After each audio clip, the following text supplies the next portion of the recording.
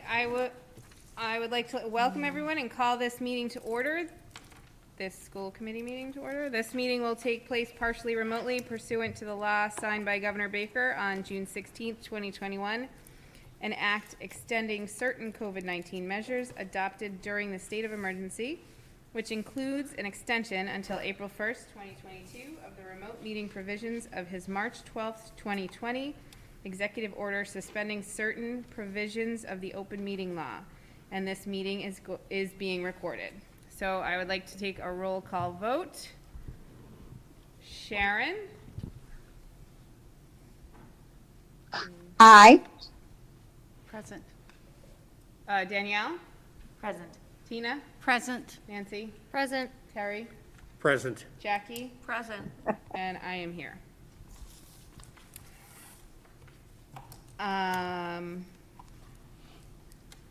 And we are calling to order at 6:37. And we'll need to do these separately. So we are bringing back, for approval of minutes, we're bringing back the October 7th, 2021 minutes to have a revote because we did not have a Chatham affirmative. So we need to bring it back for vote. So do I have a motion? So moved. Second. And roll call vote. Sharon? Melissa, could you just, Meredith, could you just say what it is we're voting again? Because I didn't quite catch that. Sorry. So we're re-voting for approval of the October 7th, 2021 minutes. Okay, aye. Danielle? I abstain. Tina? Aye. Nancy? Abstain. Terry? Aye. Jackie? Aye. And I'm an aye. Moving on to the approval of the minutes from October 21st, 2021. Move to approve. And a second. Second.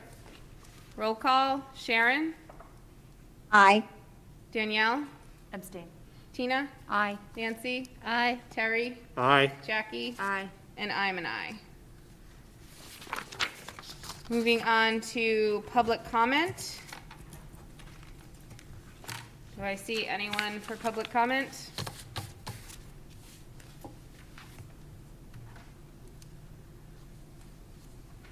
Seeing none, we will move to reports and discussion.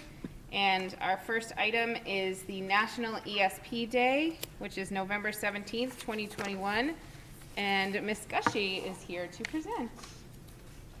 Hi, my name is Cindy Gushy, 621A, Route 28, Howard. National ESP Day honors and recognizes the contributions education support professionals, instructional assistants, paraprofessionals, administration and clerical, food service, custodians, and bus drivers make to public education. This date is a time to,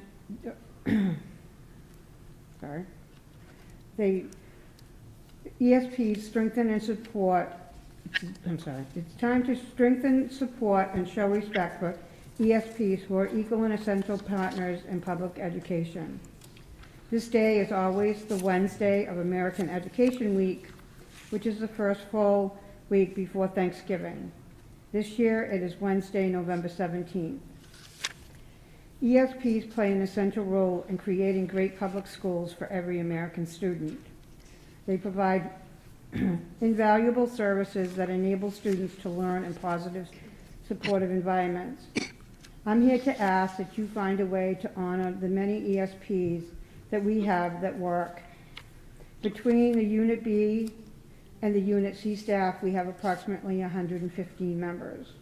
That does not take into consideration the number of custodians, the bus drivers, who may not belong to the MTA union through the MREA, but are also valued members of the ESP group of that things. And I just think that there are different ways that you can honor them, sending individual emails or a note, social media recognition, small gifts, come in and be an ESP for part of the day, gift cards, cover lunch and recess duty, and make a time for all ESPs together for lunch, because most of the time the ESPs are on rotating in different schedules, so they don't even really get to see each other.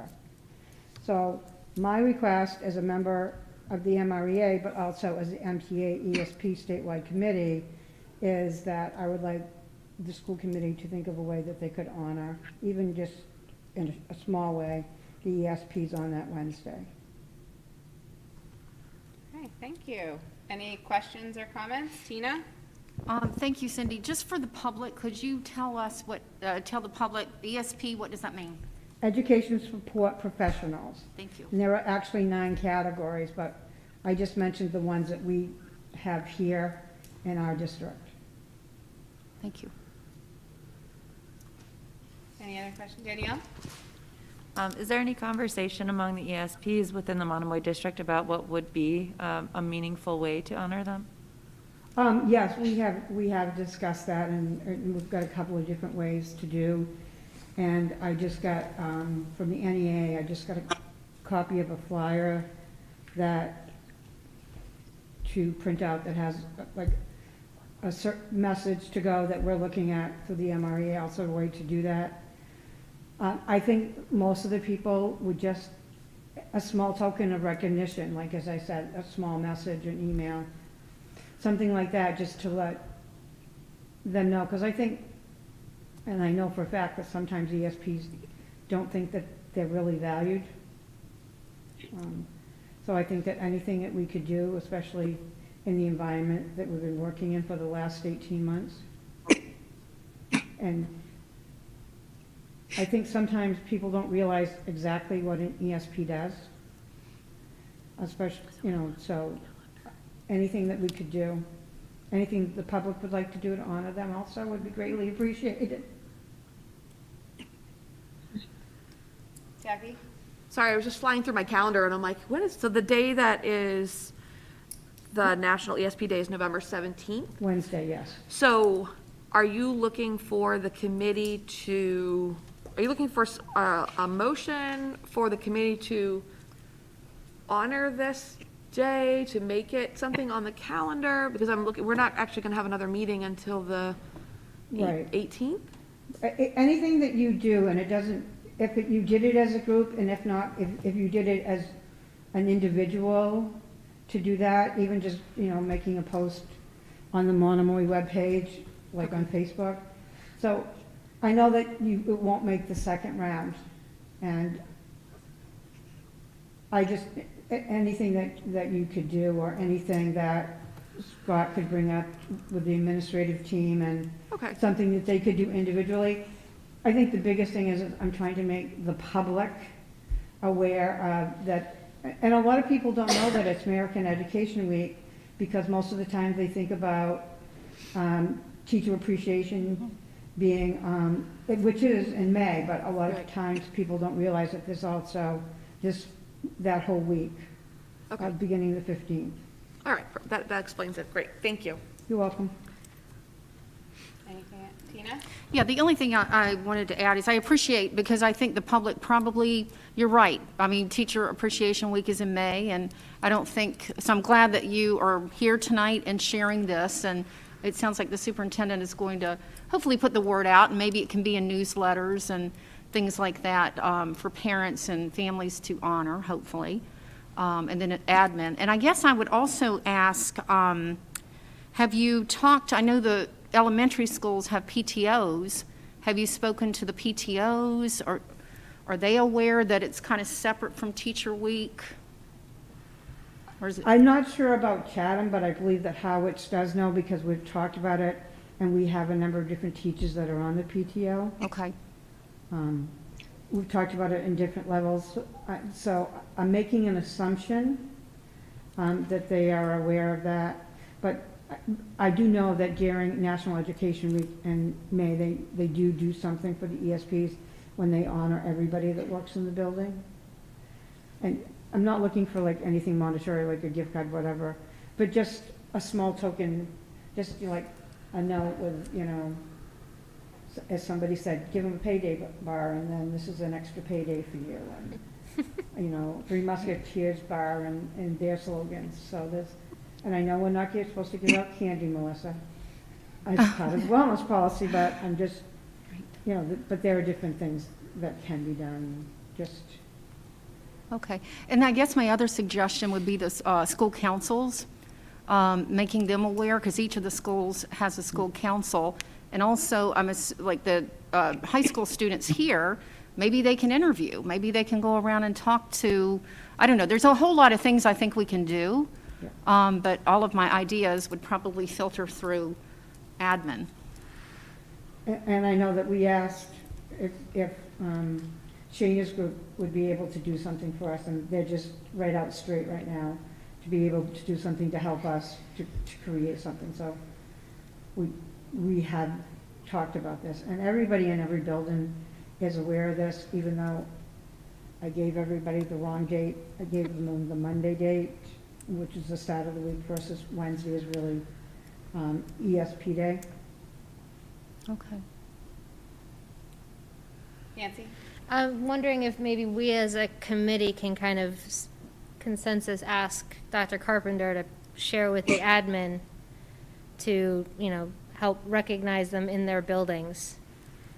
And then potentially as a committee, we can ask Leah to maybe write up a letter thanking them on our behalf.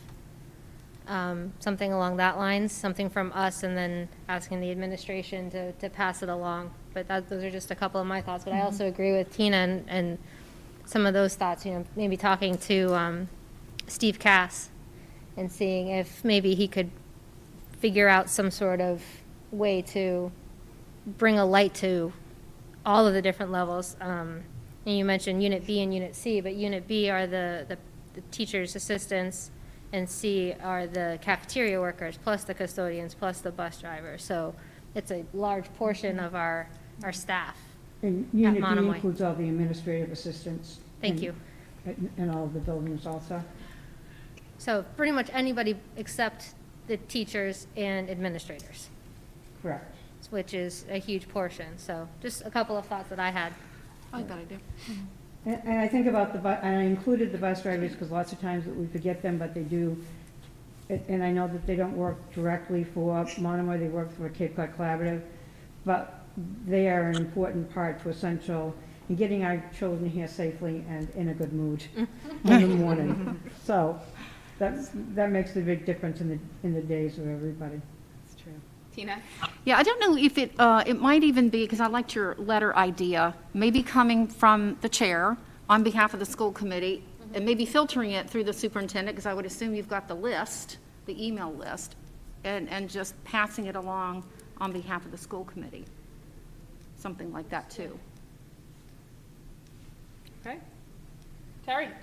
Following up on that, I think it'd be a good idea to do everything what you ladies said.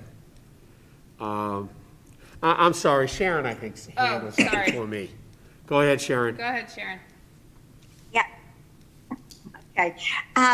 So I have liked what everyone said, but so at first when Cindy was making this great comment or case for doing this, I thought, oh my God, I mean, I would be happy if somebody gave me all the emails to send out something to everybody, but my concern is that somebody would be forgotten. And then when it moved to Tina and it started thinking about doing things in, school administration, different things that Nancy said, I was thinking about Joy Jordan when Nancy was saying that something to do with this getting out to the community. So I like all these ideas. I like the idea of things going on in the building, maybe going out in the newsletters, and that goes to probably all parents. But I feel like I'm not the best one. If I'm the best one to write a little note from me, but I'm not the best one to be thinking about all this. So, Joy, if it's something to do with the community, I think we should get Joy involved. And if it's going to be in the buildings, then obviously the principals would be involved. I'm very grateful that you brought this up, Cindy, because I do think there is a lot of overlooking people.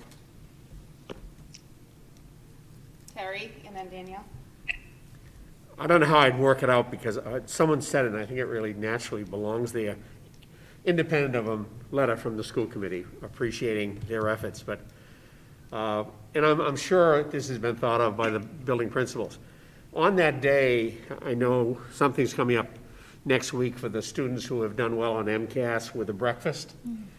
And similar to that, if each building was able to use their school council, and I'm really not speaking for the bus drivers, but for all the ESPs, if their duties could be relieved for that 20 minutes and have at a common place in each building, teacher's room, for example, a breakfast, similar to what we would do for the kids here at the high school who did well. And somehow we, with us, volunteers, cover what would be those, maybe the bus kids coming in, whatever needs to be covered for that half hour, and to allow those ESPs in the building to have a breakfast for the 7 or 8 or 9 or 10 of them together. So all of the principals now are trying to find out where I live. Danielle.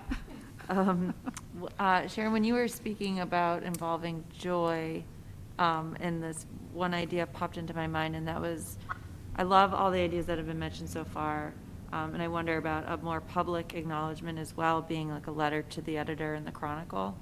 I'm wondering if that would that come from you, Joy, if we were to do something like that, or what's a protocol for if we wanted to put something in like that? What?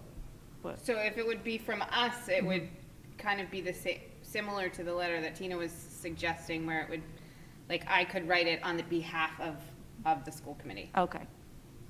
Yeah. And I believe a letter is going to the editor of at least the Cape Cod Chronicle, Okay. with just similar to the information that I've just submitted. I have a press release that I need to get approved to go. Okay. So that was on my list of things to do tomorrow. Wonderful. Any other questions or comments for Cindy? All right, thank you very much. Thank you very much. Thanks, Cindy.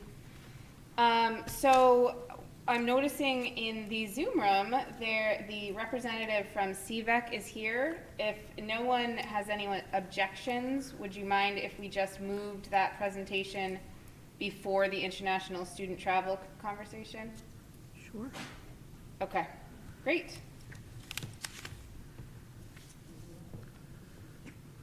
So, hi there. If you can unmute. Good evening. I just did. Thank you for the instruction. Sorry. Good evening, everyone. My name is Maria Marasco, and I am the new executive director at the Cape and Vineyard Electric Cooperative. The school district, as many of you know, is a participant in a number of CVEC projects, either receiving net metering credits from other CVEC-sponsored systems, cash from other CVEC-sponsored systems, or your own project at the Monomoy Regional High School. So I do have, Leah, I do have a presentation that I put together today. I will forward you the document so the committee actually can have it in your records. And I am going to share my screen and ask you if you can all see it. Yes. Okay, great. So I'm going to go as quickly as I can because I know that we want to talk about the project that that your students put together. So again, this is the Cape and Vineyard Electric Cooperative. Up.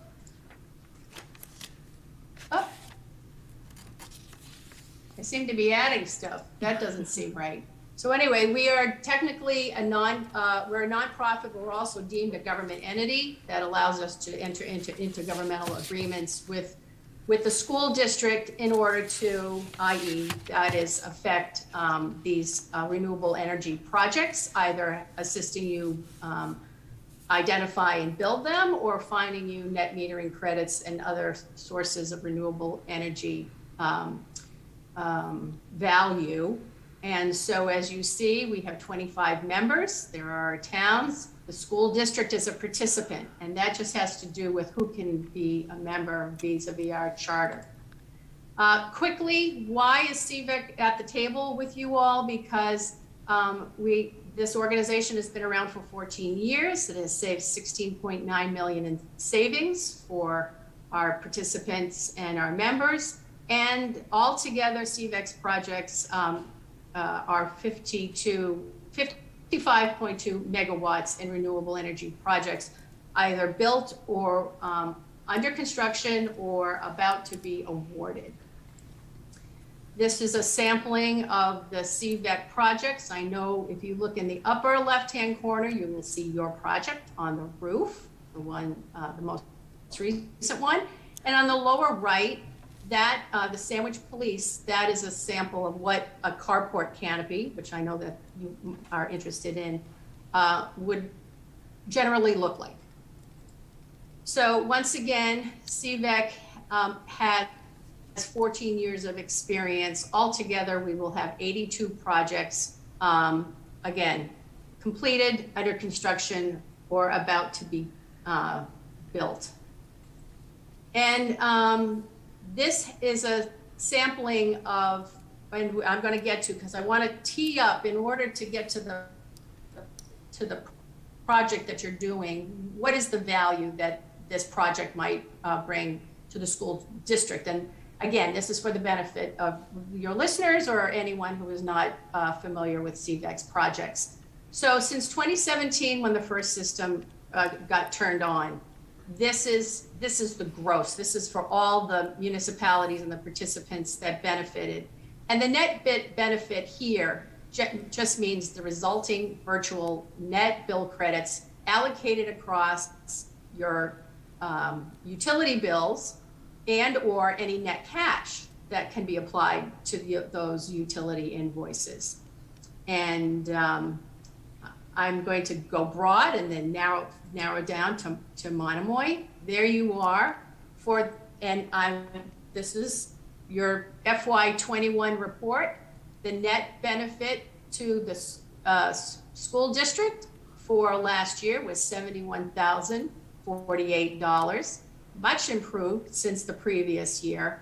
That probably I haven't really analyzed that. That's a factor of the Monomoy project coming online, as well as I think a little bit more sun this past fiscal year. So what does that benefit consist of? Well, the school district is an off-taker on some CVEC projects that either give you a portion of net metering credits or it gives you cash. And you are also an off-taker from contracts that CVEC entered into with wind turbine projects. And this represents your percentage of CVEC's percentage of that wind turbine project. So the wind turbine project, for example, Future Generation Wind, you have 33.6% of the cash that is derived, the net cash, that derives from that project. And again, Nexamp is 28.11, and you can see the corresponding percentages that you get from the other CVEC projects above on the blue. So if you look at it, I've highlighted you're getting net metering credits, blue, from Eastham landfill. You're getting a cash from the Nunnapog well, the Tisbury landfill. You're getting net metering credits from the Barnstable Fire District, the Wixon School on a seasonal basis. There's your own project. You're getting net metering credits. And then you're also getting cash from those two wind turbine projects. So I will once Michael goes through this, I'm happy to go through it with Michael and any of you once I send it over and we can go through it. So let me just talk about, then we're gonna drill down one more time. So how do we calculate this net benefit for you? Well, it's based upon your percentage. So this happens to be from the Tisbury landfill, the school district actually gets cash. Your percentage of this project is 2.57. So of the net metering, and so it's cash because Eversource says that if a project is 1 megawatt or more, generally, instead of issuing net metering credits, they will issue the host customer cash. And that cash value fluctuates based upon Eversource's rate per month, and as well as the production of that system in a particular month in terms of kilowatt hours. So here, this is your share, your kilowatt hour share based upon the production of that system is here. There, that translates again, multiplied by what Eversource's rate is, gives you your percentage. Now the developer does take out a cost, and CVEC also takes out a cost. And then for that, this number is the total kilowatt hour, the share that you get in terms of dollars is you give back a percentage to the host for sponsoring that as well. So there are three costs that are deducted from the gross number. And so CVEC issued the school district a check for $103.04. Now, that was for 1 month. So altogether, it does add up, and this is only one project as well. So this is where the school district derives all of its benefits from Eastham net metering credits, and those net metering credits are going directly to the Harwich and to an account at the Harwich Elementary School. Same with the Barnstable Fire District, to an account at the Chatham Elementary School. Nunapog, while it is assigned an account, you're actually getting cash, as well as Tisbury, as I previously mentioned, but it's the account is assigned to Chatham Elementary School. Wixon is a seasonal allocation, and so forth. And then Monomoy High School, of course, you're getting 100% of that benefit. And just a footnote, these accounts are the technical way that Eversource allocates these net metering credits or cash. But you have an opportunity twice a year to say, oh, well, we have more accounts. Let's see to which account we should be allocating these credits. It really doesn't matter for cash accounts because you're getting cash, right? And you can apply that cash, and I'm not going to ask Michael where he applies that cash. You can apply it directly to the utility bills or other expenses that the school district might have. Obviously, that is based upon your rules and your protocol. So I'm not going to speak for Michael. I'm not sure where you allocate that cash. However, the net metering credits go directly to the account that you say we want those net metering credits to go to a particular account. Now, I'm going to back out a little bit and just talk about your project to tell you why it's valuable. Now, this is an unusual situation, and I am astonished. And whoever negotiated this for the school district, bravo. And why I say that is that you are paying a net energy price to the developer of a penny. You're paying CVEC an adder of a penny for the total cost of 2 cents per kilowatt hour. Now, if you look down, I just used May as an example for you. The Monomoy project generated 35,000 kilowatt hours worth of energy. It cost you $35.32. And if you had just plugged into the Eversource grid using the government rate, an estimated rate of 17 cents, you're saving $60,000 for the month of May for that solar project. So bravo. Now, I'm going to put this in context of the school project. We are unlikely to see prices like that either now or in the future. Right now, because the supply chain is severely,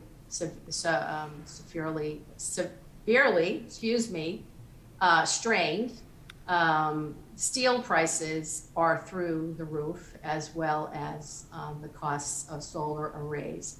So we are seeing bid prices in the range of anywhere from 11 to 15 cents currently. And and on the higher side for carport canopies because of the steel.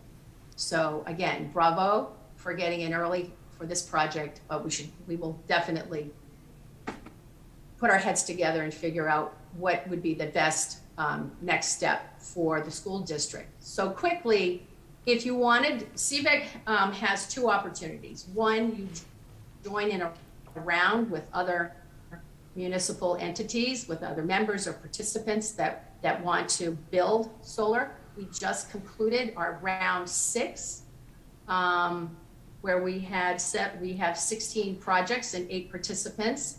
So when we'll be opening up another round 7, again, will depend, I think, on the interest level as well as when these supply chain issues resolve themselves. But typically you identify a project, we make a preliminary evaluation. Like, for example, if you have to cut trees, it's probably not a good thing because the incentive it diminishes when from the state to lower the cost of energy. Actually you get is reduced significantly if you have to cut trees. But if you just if we make a preliminary evaluation that the site is great, we ask you for a commitment letter, which is you assign CVEC your place as the procurement entity. We do all the work for you on your behalf, and that generally comes with a fee for legal counsel, project consultants, and then once an award is made, we will negotiate the final contracts with you. Now I'm going to go quickly. Now this is the stage where I know that in the presentation before you, there's a discussion that you would be working with CVEC, and we're happy to do that, and we can discuss how we might make that happen. In order to see whether or not is this the right site, is solar PV right? Do you need battery? We have an extensive questionnaire that we would fill out, and other entities it's really dependent upon your electric usage. Do you have based upon all of those net metering credits that we talked about earlier and the cash out that you have earlier, do you have room for any more net metering credits? And the biggest thing is going to be location. So I think, if you correct me, I think you want to put it on the parking lot, but we would consider environmental issues. Again, are there trees? Are there trees around it? Would it cast shadows over the solar, thus making it not a good location? And then there are other considerations, such as your tolerance for construction. So we have another school district. Their issue was where they're going to put the buses when they either come and pick up the students or even when they park them overnight. So those are generally issues that you have to consider, as well as for battery. So it even gets more complicated.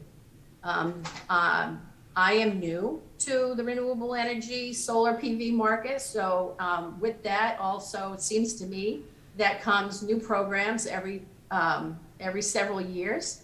Massachusetts recently implemented this Connected Solutions program where if you put in a battery, you can get some revenue by putting your energy back into the grid. There are some that, you don't want it to go back to the grid, you just want it if we need an outage, and then there's a combination.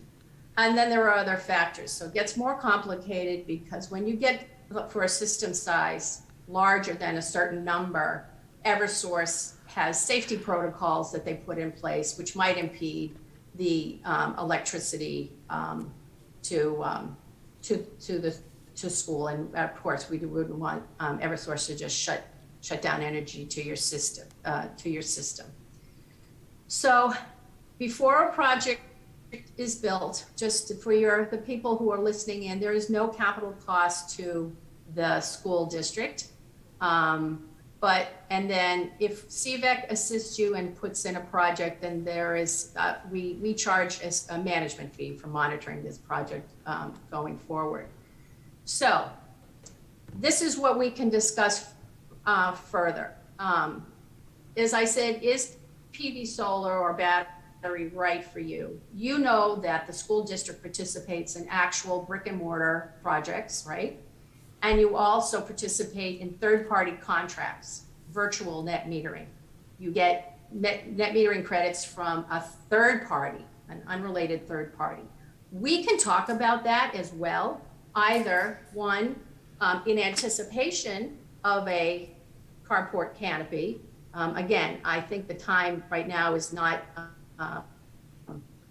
prime for a couple of reasons. CVEC won't have a round 7 for a while, and steel prices are still a little out of control. So, but in the meantime, we can explore the possibility of finding you another third-party source for net metering credits. And then at the same time, we could explore whether or not the site that was studied, it is in fact going to be suitable for a solar canopy. So with that, I think if I haven't exhausted you already, I just want to thank you for your time and for your scheduling CVEC in response to this very exciting project. And here I am. I will conclude by just finding out where you are in your plan development and what next steps would you like us to talk about, and we can either do that now or we can schedule a meeting subsequent on the specific topic. So, And I'm done. any questions or discussion? Dr. Carpenter? Yeah, I just wanted to make sure that we had CVEC at least educate the committee some more. I know we had a nice presentation from Project Citizen, and and what they were presenting was something that I did move forward at my previous district with, and I definitely am in favor of solar projects and solar canopies. And I also think that we have to make sure that we're finding when's that sweet spot in, when the project might make sense too. I don't know if it would make sense maybe to have CVEC come and at least analyze the space on whether it's appropriate for a canopy project and, explore that. But I want to also make sure that the committee gets educated enough, because ultimately you're making, as a committee, you would be making a decision that's going to be sitting out there for the next 30 years. And will likely all outlast us on this committee. So I want to make sure that we're making, a right choice for, for the folks that are going to use that lot for years to come. Any questions, Nancy? So when the Project Citizen students did their presentation and their plan, did they work with an entity to come up with it, or was it based on their research, they deemed that area to be the best? Yeah, so it was, we'll call it more of a theoretical plan, so they did present to the select board, they did present to Michael and I, and, initially there were canopies in front of the building, and I was saying that, carport canopies in front of the building probably would not be something that, folks would want to have, that you'd want to be able to see the school from Oak Street, not see a carport in front of the school from Oak Street, so they modified their plans, and they were thinking maybe it might be too shady over here. I don't know, or not, but I think there hasn't been, sort of expert entity to come and look at, is there appropriate parking spaces that could be a canopy. It didn't move from theory to reality, at least with bringing in engineers and folks that would study how much sunlight would be on that area and how much shading. So to follow up, I think that we had the support of the Harwich Select Board, right? They were in support of the project in theory. And then it came back to us, and I feel like we all had positive thinkings and thoughts about it. So it seems like that's the next most appropriate step, is to have them come in and analyze the property to see where the most appropriate place would be and if it actually is feasible and appropriate. So I don't know how we go about doing that. So if I might, members? Sure. If I could be recognized. So if we did it end or around, CVEC charges the participants a fee.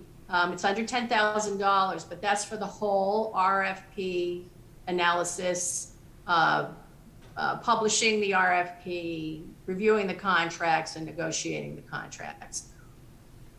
For a smaller segment and the scope of services that you may would want from CVEC, that is something that we can work out with Scott under the direction of your decision. But if that's something that you would like me to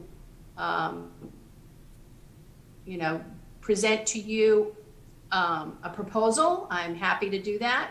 And so just for example, yes, in wonderful in concept, the students did an excellent job.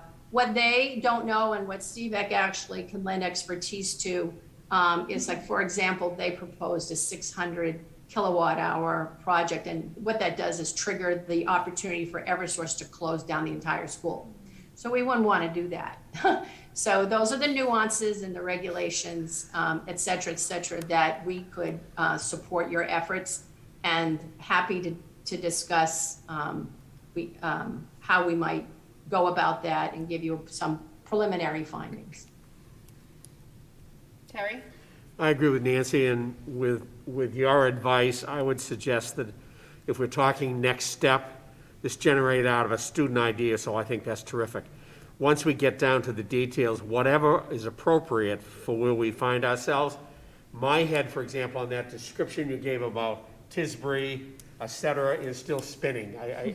I need not understand that. However, if you wanted to join us and begin the plan by which either Michael and Scott create an assessment process with you, such as whatever's next, whether it's engineers coming and saying, good idea, or better in the back, I totally would entrust our leadership team here to identify the best next steps and move on that as swiftly, independent of the high cost of delivery. We can always address that later on.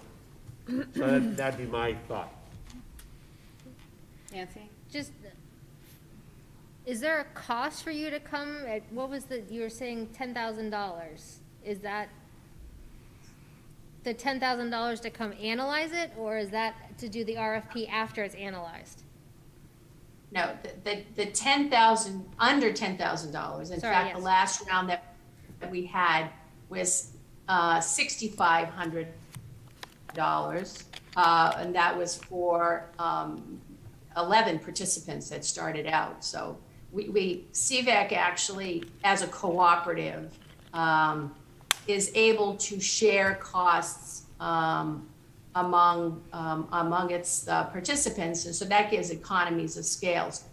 What I don't know, and what I might recommend, is that Scott and Michael and I put together, or CVAC puts together a proposal to try to give you what that preliminary assessment might be. And because it is separate from the round, you're not sharing the cost, it may come with a nominal fee. I really don't know. So that's why I'm suggesting that if you give direction to Scott and Michael, then we can start the dialogue in order to achieve what you would like. So for example,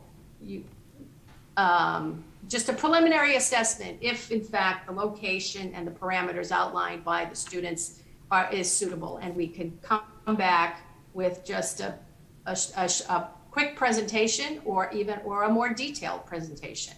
And that detailed presentation, depending upon your level of your need, could actually come down to a dollar amount. We do an assessment of current rates and net present value of savings, et cetera. It seems to me the threshold issue here is this location suitable for a canopy? And if so, what generally would be the size? That may come with a price of $0, I don't know. It might come with a price of $250, I don't know. It really depends upon what level of detail you would need in order to make the next step. Terry? If it's appropriate for a motion? I have a question before we do that, if you don't mind. Is that okay? Sure. So with what she just said, and I guess with Terry's motion, would it make sense to set a cap? I mean, if it's 0 or it's 250, we don't really know. I mean, does anybody care about that? Nancy? I was just thinking that if the conversation is had, then they could come to us and say, this is what we can do for this cost. Is Right. that a Right. possibility to direct them to have the conversation to find out what the cost will be? Right. So I think that's what I was trying to get, and you asked a good question. I was just trying to make sure I understood that the conversation and whatever might come out was at a 0, and then whatever that is, then that's where the money piece is tied. I just wanted to make sure I understood that. So is the go ahead, I'm sorry. Oh, I see. I'm sorry. I don't know where you're looking, but obviously you're looking. Yeah, I don't have the presentation. Yeah, The so- screen of me. Right. Yeah, I think I was just trying I to don't figure like out if there was a cost involved in this Okay, so, conversation and in what- this RFP. So that's what I was trying to understand. So, and I apologize, your audio is blinking out every once in a while, so I'm trying to comprehend your conversation. Here is what I'm suggesting, is that if I can come back to either the board entirely or to Scott and submit a proposal that says for X amount of dollars, if there is any, I'm kind of thinking that might be able to leverage something. But with that being said, CVEC does have overhead. And so for X amount of dollars, we will do this for you.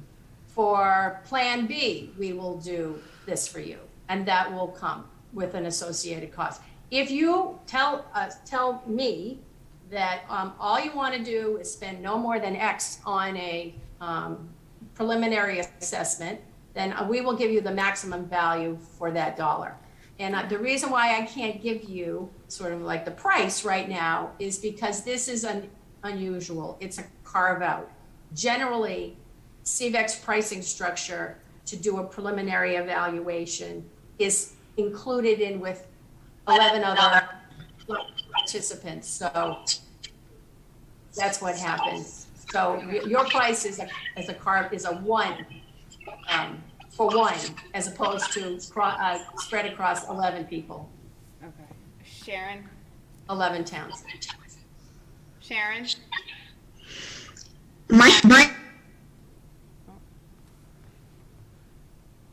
suggestion is to have the representative go back and try to find out what the cost would be, but I want to expand this a little bit because,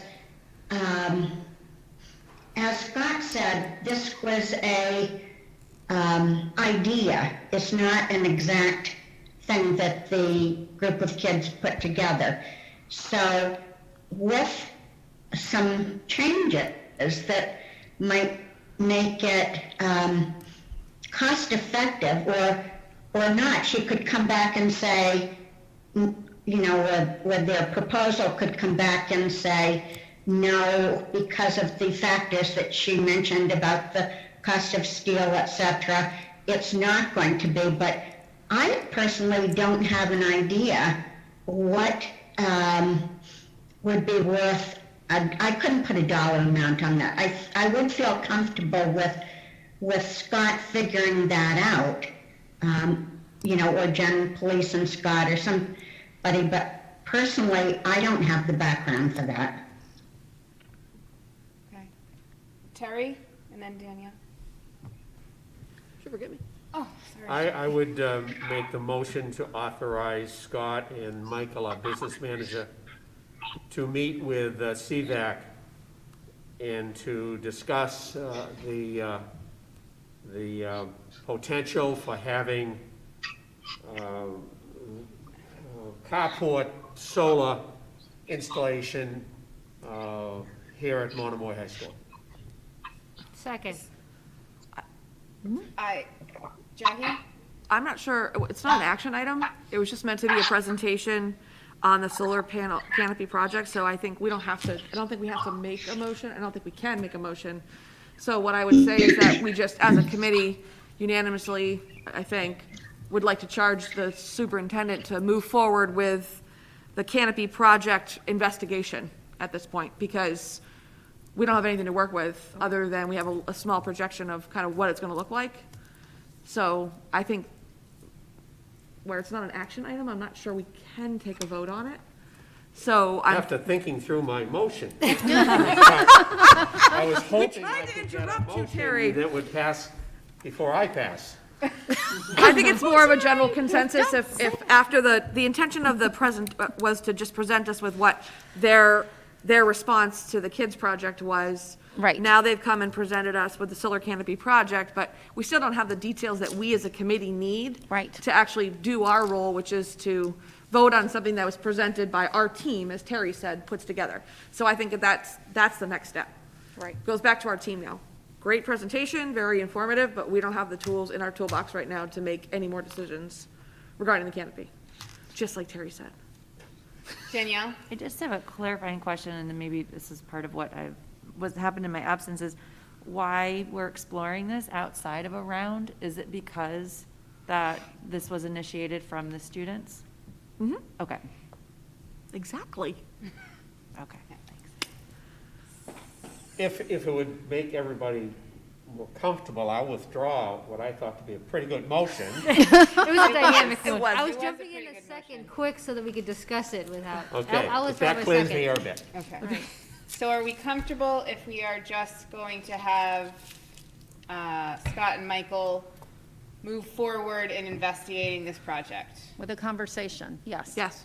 Yes. Okay. Wonderful. Thank you so much, Maria. You're welcome to stay for the rest of our meeting, but we understand if you have other things to do. I very much appreciate it, and I wish you all a very good evening, and in the next couple of weeks, a grateful Thanksgiving. Yes. Thanks, you all you soon. too. Thank you very much. Welcome. Okay, so moving on, we'll go back up to that international student travel for the 2021-2022 school year. And so what is ahead for our high school students is we have the Global Studies program, some of those students are planning a trip to the Balkans that we voted on last year. And then there is a Costa Rica trip, and forgive me, I believe it's a postponed trip from 2 years ago. 2020, as well as the London trip, also postponed from 2020, both slated to go in April. So although we may have liked to see, not very many COVID restrictions, I think that there might be a couple, so maybe just an update on our international travel. Sure. So I had emailed, we have 3 organizers that had initially come and presented from the faculty, and I just sent them an email this week just to at least make sure that we're all on the same page about the realities of travel and COVID. And I think one of the challenges that we have is that everything changes. The landscape changes constantly with COVID. So at the moment, the COVID rates in Florida are far better than they are here on Cape Cod. And if we were 2 months ago, we'd be saying, no, don't go to Florida. The rates of COVID are out of control. So, we have this moment in time. And at this moment in time, if any of the parents that have had kids signed up for this, look to see Costa Rica is in a level 4 red zone. The Balkans are in a level 4 red zone. The UK is in a level 4 red zone. And of course, the United States, by that same standards, is in a level 4 red zone. And in fact, I think at the moment, Costa Rica is the place that has about half the rate of the United States. So it's relative that way. What I had indicated to folks is I do think that it's important that if we have high school students traveling abroad, that for everybody's protection and to make sure that the trips don't get derailed, or to protect the trip from getting derailed, that I think it's important that the kids are vaccinated. And I think that's it will hopefully decrease the likelihood of the next concerns that I have, and I know a lot of parents have, is that there is since January, there's been a mandate in place from the CDC that anybody traveling back to the United States has to go and have a COVID test within 3 days of coming back to the United States. So you have a risk there that test could come back positive, and then what? So the test has to happen, vaccinated or not. So then what happens? So one of the things I was reaching out to each of the faculty advisors on these is, what is the plan with the travel company?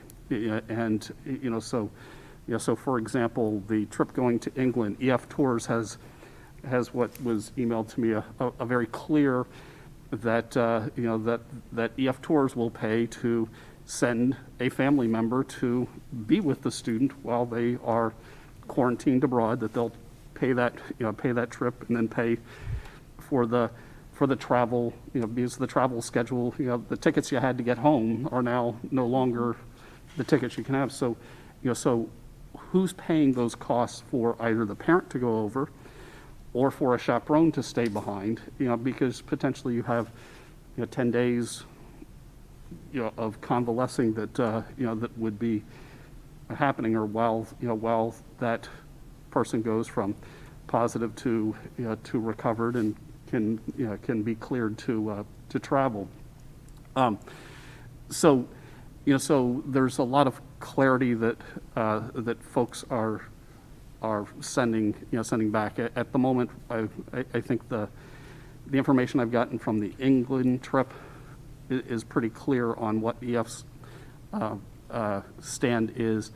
I know the trip to Costa Rica, the liaison on the travel company has a family emergency and unavailable, wasn't able to get back before this meeting, and I know that the Balkan trip is still investigating that with their travel companies, but I think there are things that I think just need to be clarified for everybody so that, so that before any parent sends their child abroad on a trip, that we're clear what happens if there's somebody catches COVID abroad, and what if you have to get tested to come back to the United States, what does that look like?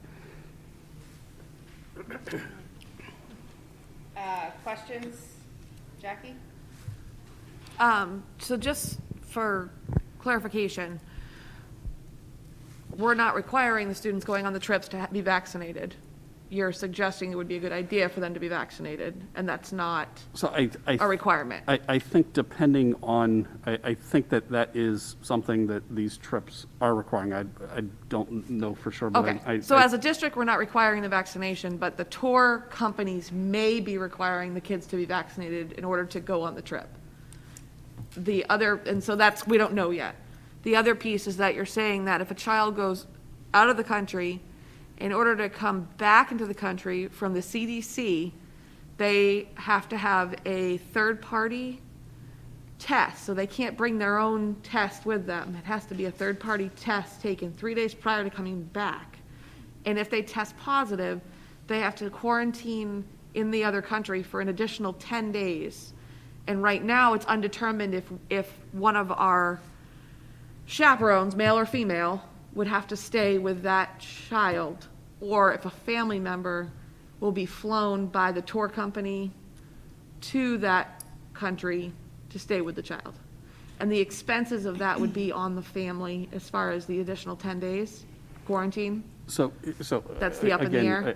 Again, those are the things that I asked the advisors to look into. Right. And what we heard back is that from at least the London trip, there's a clear how that would take place, that, that an EF representative, could be our chaperone, or a family member, would go at EF's expense. So for the London trips, at their expense, they would fly a parent to that country to stay with their child, and everyone else could come home. Okay, that's perfect, that's fine. I know it's still open-ended, I just wanted to make sure it was like, wow. Terry? All of these complicate what used to be a tremendous experience for the Yeah. kids. And in my day, the trip, and this shows age, was maybe New York City, maybe Boston. So this is so unbelievably a gift in the past 20 years, where we talk of sending a group of kids to Hong Kong or Europe, Spain.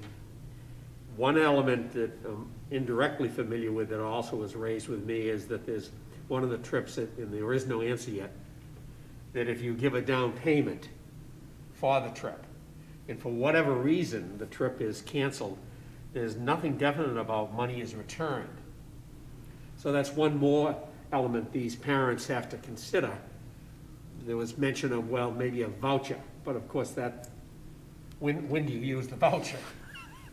So that's an additional, it is tough for the kids who have said they'd love to go to these places as they await clarity from the advisors and the companies they're using. So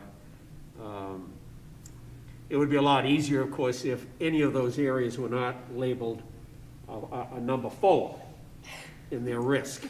Then we'd all be at ease. Jackie? Sorry, I have one more question. When's the first trip taking place? What's the earliest trip going? So we have the one to the Balkans is scheduled for February. The other 2 are April trips. And when are final payments due for the February trip? Yeah. So They were already due, okay. So do we have, I know you've reached out to the advisors to get more information. Do we have any concept of a timeline that we're hoping to get information back from these companies and how more information? Anything? Nothing? I'm Any sure expectations? between now and our meeting? next meeting, we'll have more information. I sent the letter or the email out, I think a little over a day ago, so. In my mind, I just feel like it's kind of out of our control, but I also feel like in support of the district and the students and their families, that we should also maybe think about what our deadline is. You know, if you don't have an answer by, do you call off the trip, and then what does that look like? Just to help protect them a little bit. If it starts to become unreasonable, or if they don't make their deadline, you're not gonna get your money back. You know, try to help facilitate that a little bit, and maybe if we have a little more structure. And I think that's the problem. I think that these tour companies don't have this built in, because it's a whole new world for them to navigate right now. So, I don't know, just food for thought, I guess. Nancy, Tina, and then Danielle. Woo. Nancy. Thank you. So my question would be, or questions, is it up to us to make a decision on whether or not we cancel a trip? And if it's not us, which I don't really think it necessarily should be, because we've approved the trip, so I don't think it's really our decision. If there would be a decision coming down from wherever that the trip is canceled, if it's not from the tour company, so the tour company says, yeah, the trip's a go, and there is bad COVID drama where the trips are, do the parents then opt out as a, individual, and they say, whatever, we'll eat the money, we don't want our kid going? Does the advisor ultimately say, sorry, we're gonna cancel the trip, and does nobody get their money back? Right. What is the process of when the ultimate decision is made, who makes it, and what are the impacts of that? So just questions. Tina?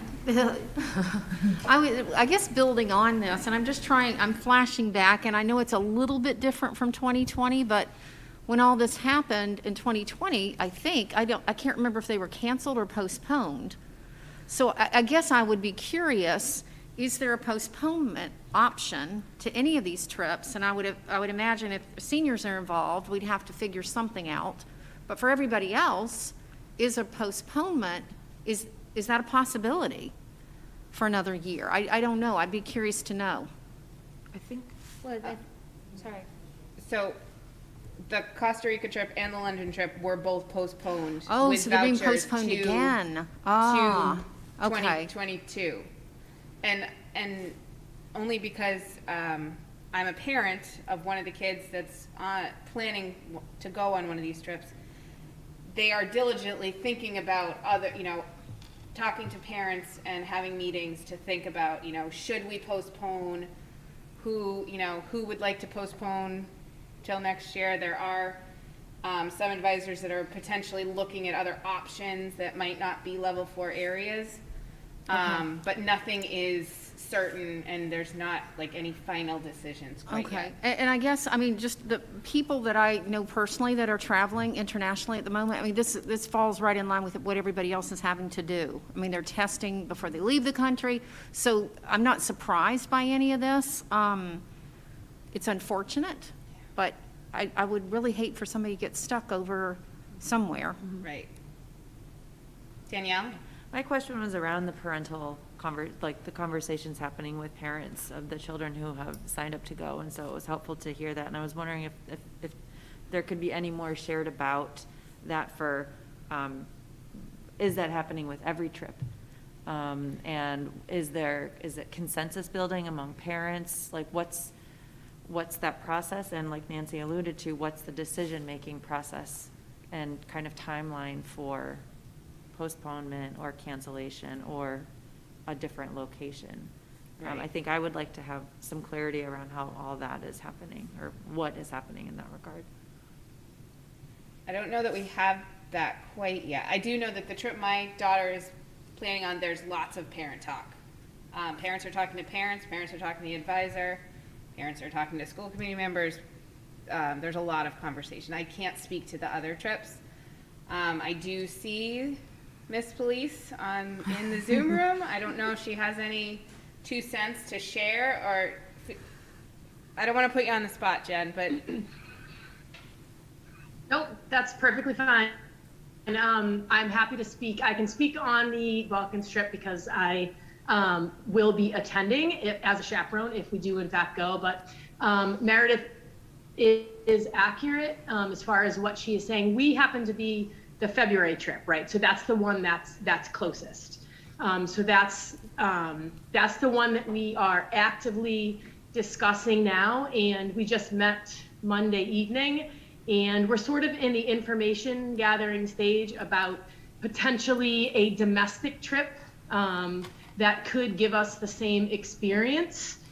Because remember, the Global Studies trip is a service trip. So we are looking into that. We are discussing postponing another year.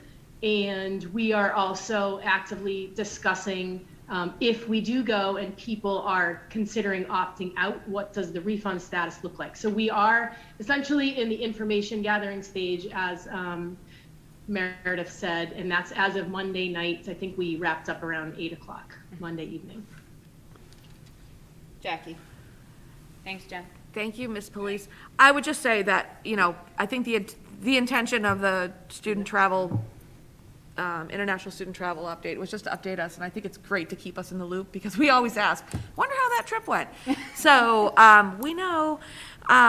So I think that it's important that we just continue to be here listening and show our support as a school committee, be there if we can to do anything. Ultimately, it's not our decision or choice unless someone needs guidance, but I think that the updates continuing to be on the agenda as you guys find out more information.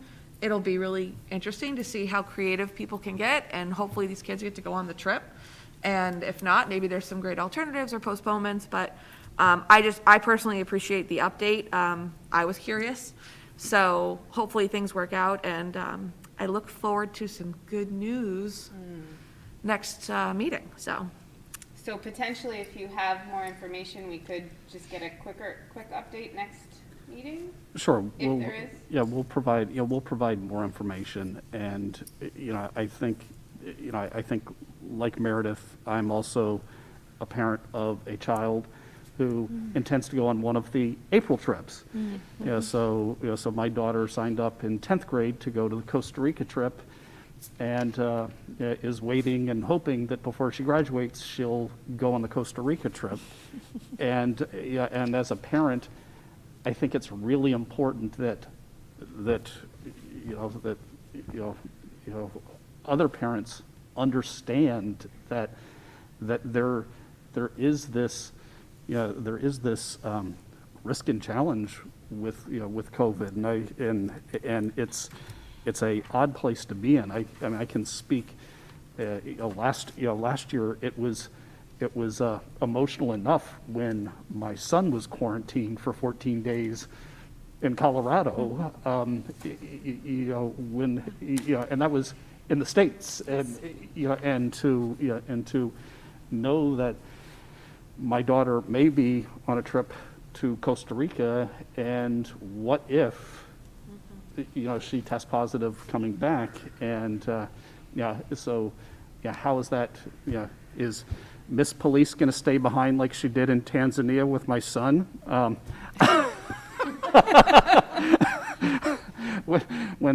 When he ate some wrong food, and that wasn't 14 days, and I think I think we need to be really transparent on what the challenges with international travel are now, and at the same time, I do hope that my daughter and other kids get a chance to go see the rest of the world. I mean, at some point we're going to emerge from this, and in the meantime, we also have challenges. Anything else? Tina? Yeah, just spinning off of what you said, it is interesting with the social emotional piece, having had 2 college kids that had been quarantined. It's very, it's very stressful, and I can't even imagine what that would be like in another country. So it is something for us to think about. Some kids might be okay, but other kids, it might be very, very difficult. So keep the updates coming.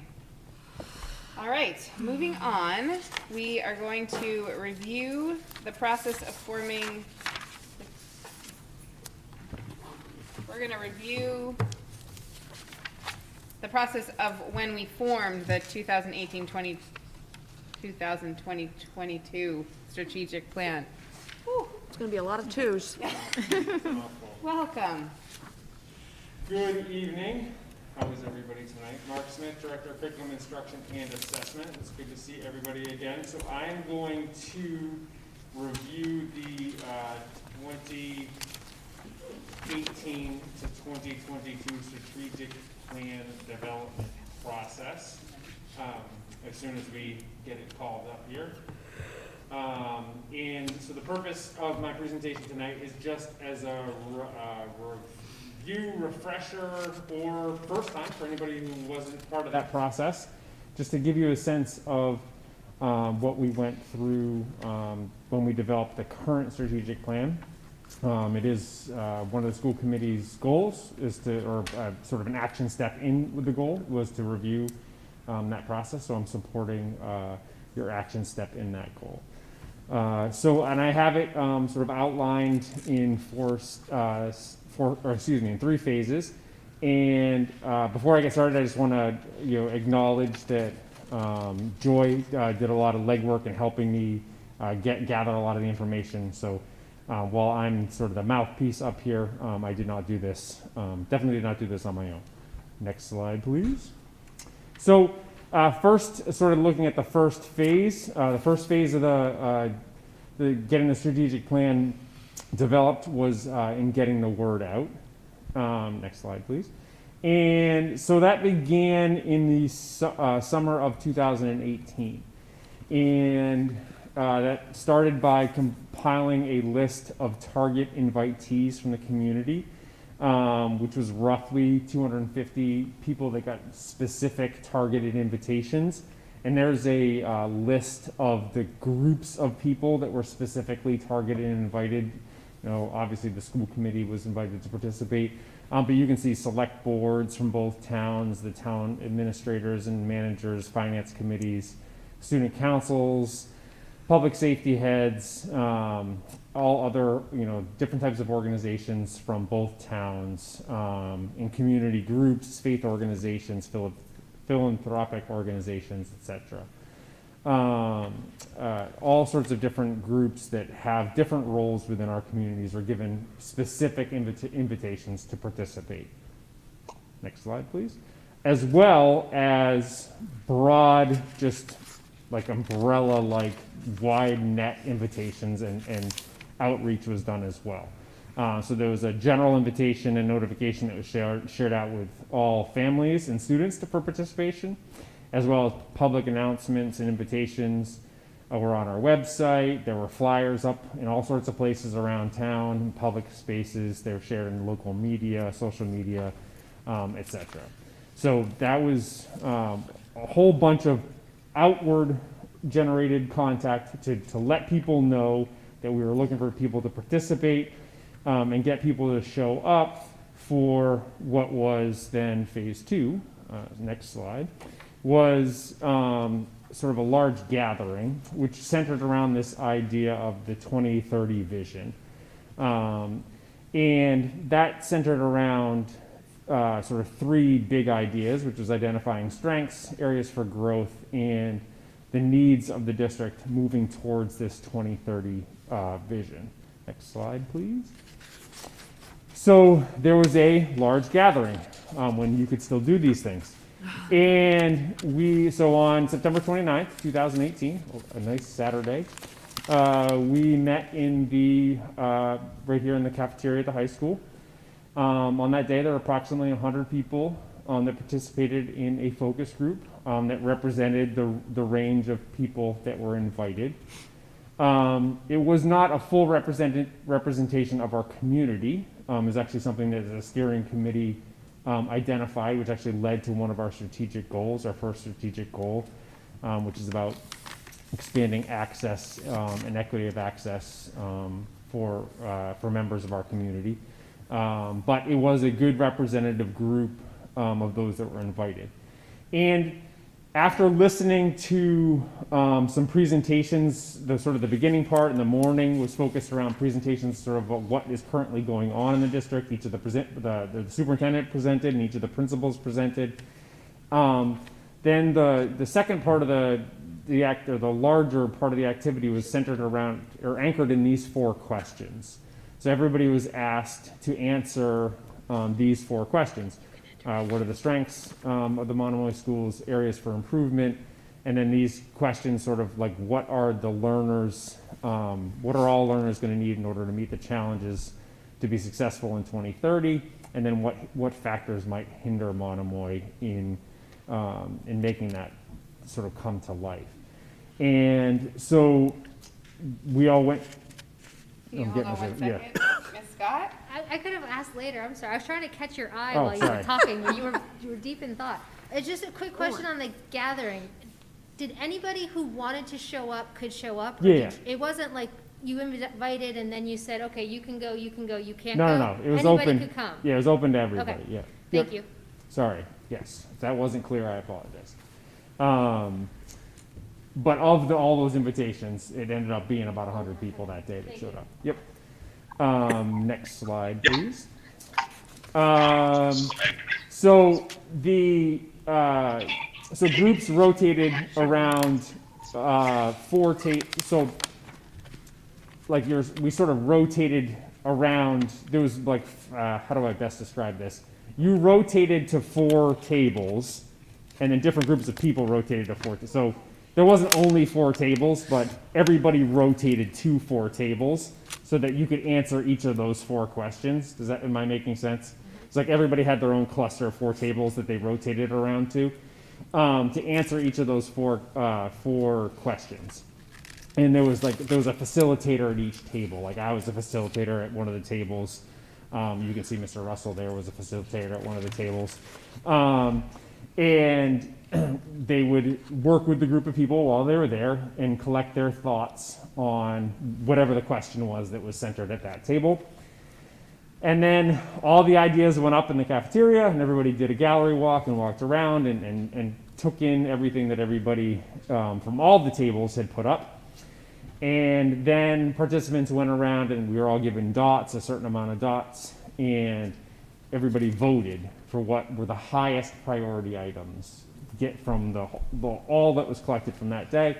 And then all that data was collected and then passed on to the steering committee, which then brings us to phase 3. So phase 3, next slide please, is our steering committee. So I'll talk a little bit about the steering committee and then how they develop the goals, actions, and the measures. So the steering committee was made up of these members. So you can see it was a pretty representative group. In hindsight, the only real member group that was missing were students. But we had teachers, administrators, school committee members, parents, a nice good spectrum of folks, all people that had participated in that day and then carried the work forward. And so what the group was largely tasked with, if you can move to the next slide, please, was taking all those dots and those scattered priorities, because even the calling, there was still, the ideas were still really broad. They were still really they covered the gamut. And was to try to make sense of those scattered priorities. And actually, the group identified some areas that weren't raised on that Saturday. Like I mentioned, like one of the things that came out of that conversation was the fact that there were voices from our community that hadn't been there on that Saturday, and that we needed to lift up, which has actually driven a lot of the equity work that we've done over the last 3 years at this point.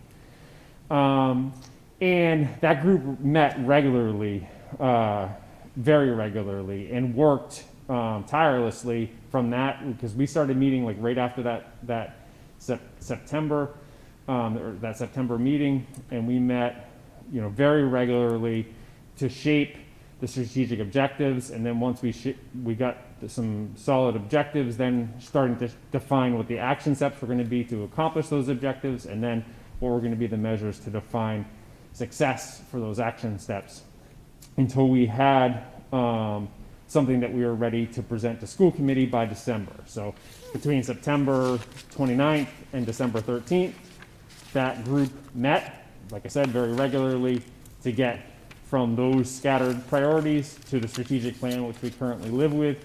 And on the 13th of December 2018, that was the meeting that school committee voted to approve the current strategic plan that we currently are operating under.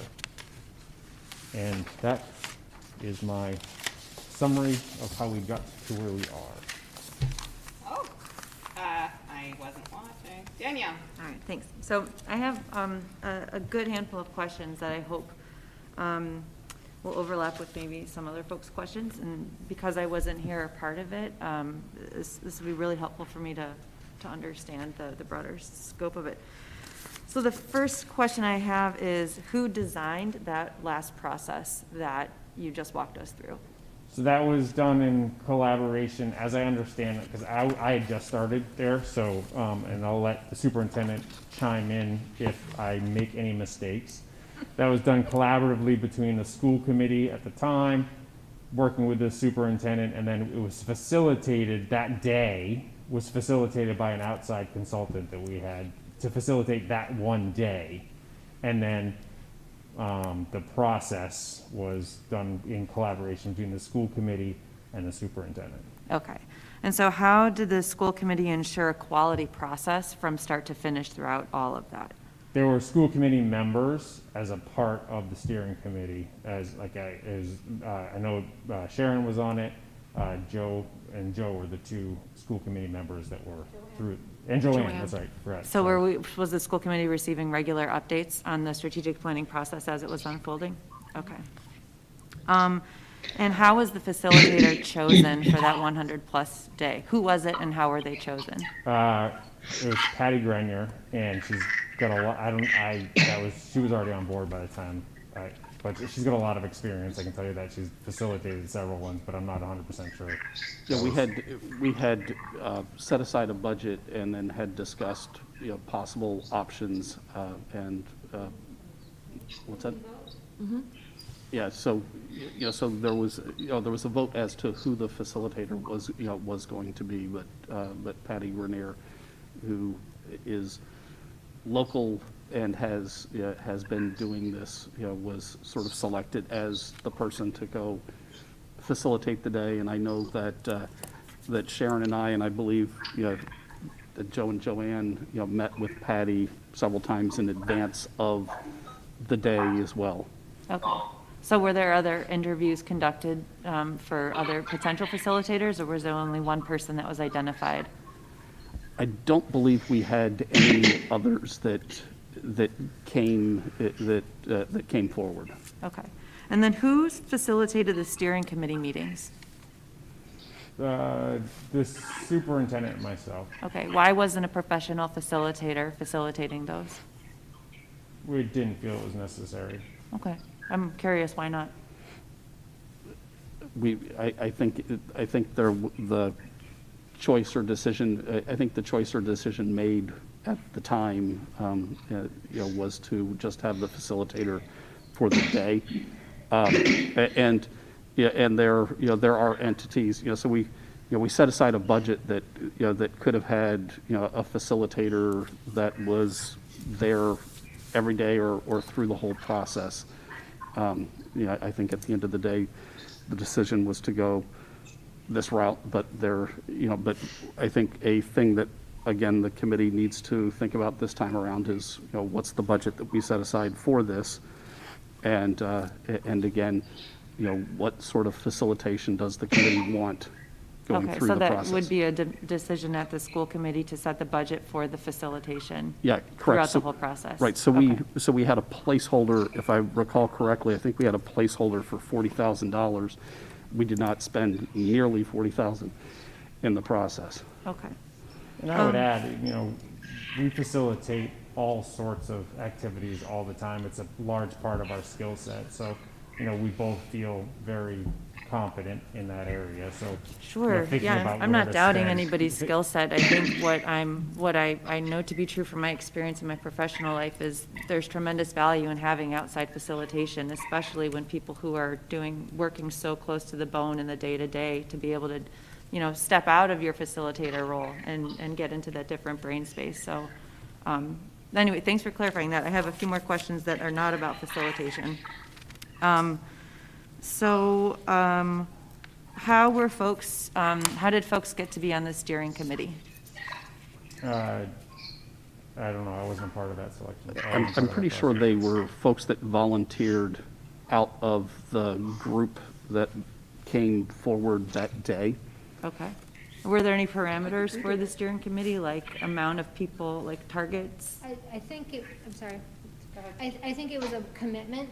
You had to be able to commit to the multiple meetings to be able to get it done.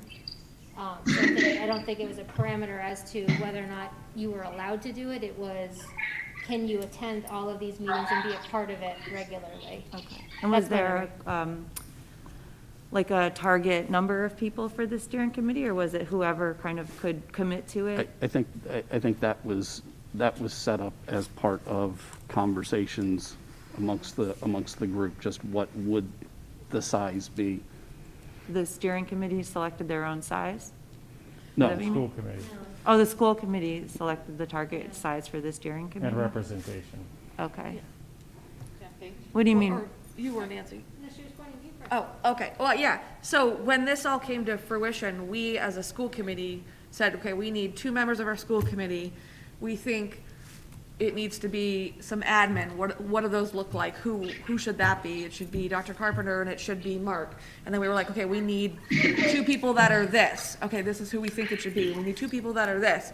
And then we went out, invited them to be part of the steering committee, and then it was, can you commit to this? Are you willing to commit to this? Are you interested in this? And that's kind of where it started. Okay, got it. I think during that meeting, I think I recall making, that it was sort of like the Noah's Ark approach. That Yeah. Yeah, okay. Is it okay if I move on? No, I have a few more questions, please. I do have some questions. I don't want to interrupt, but I do have a couple of things in relation to her questions. I'll try to remember. So this is another question about the steering committee, and that's, how was the steering committee, like, accountable to the folks that came to that big gathering?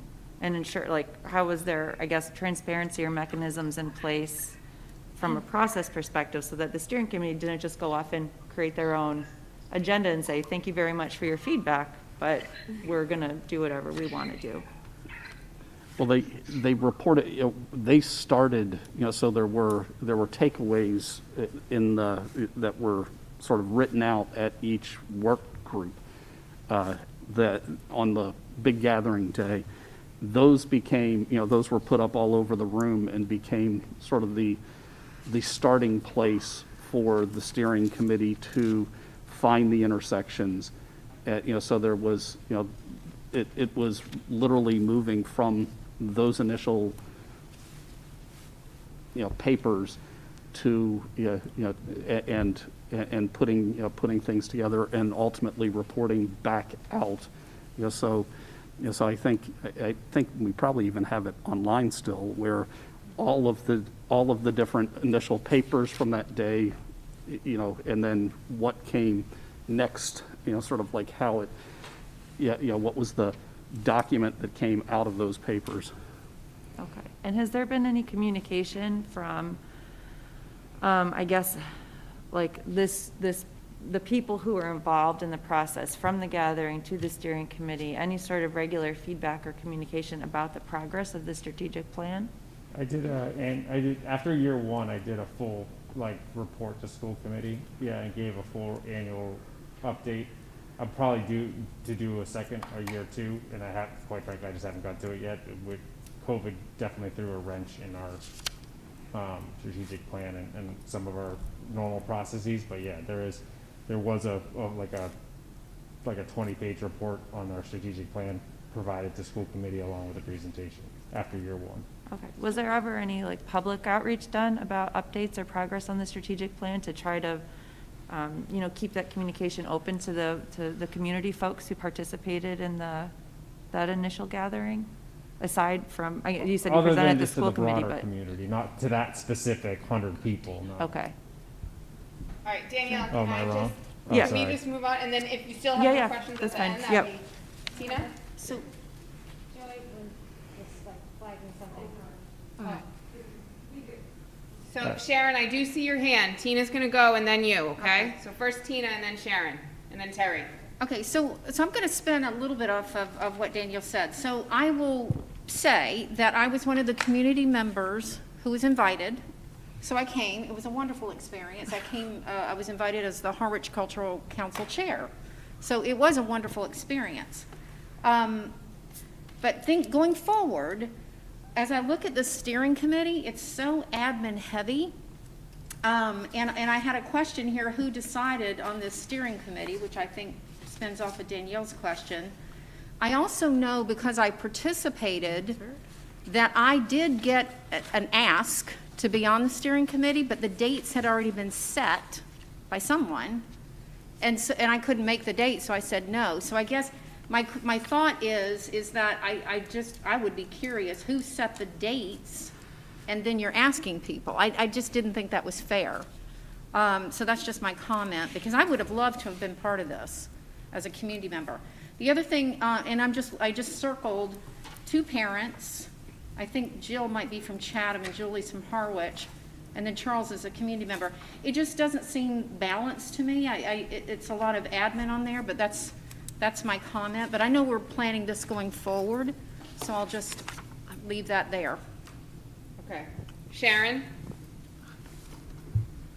Yes, I'm sorry. Some of what is going on here it sounds like it's underwater from over here. So if I say something that has already been answered, I hope that doesn't happen. But so I will just clarify a couple things.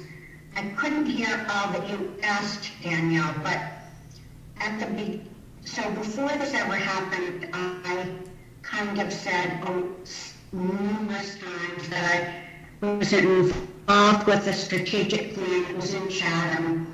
A number of years ago, Vita Gavin was superintendent then, and they hired a professional person to do this, not a former administrator or something like we did.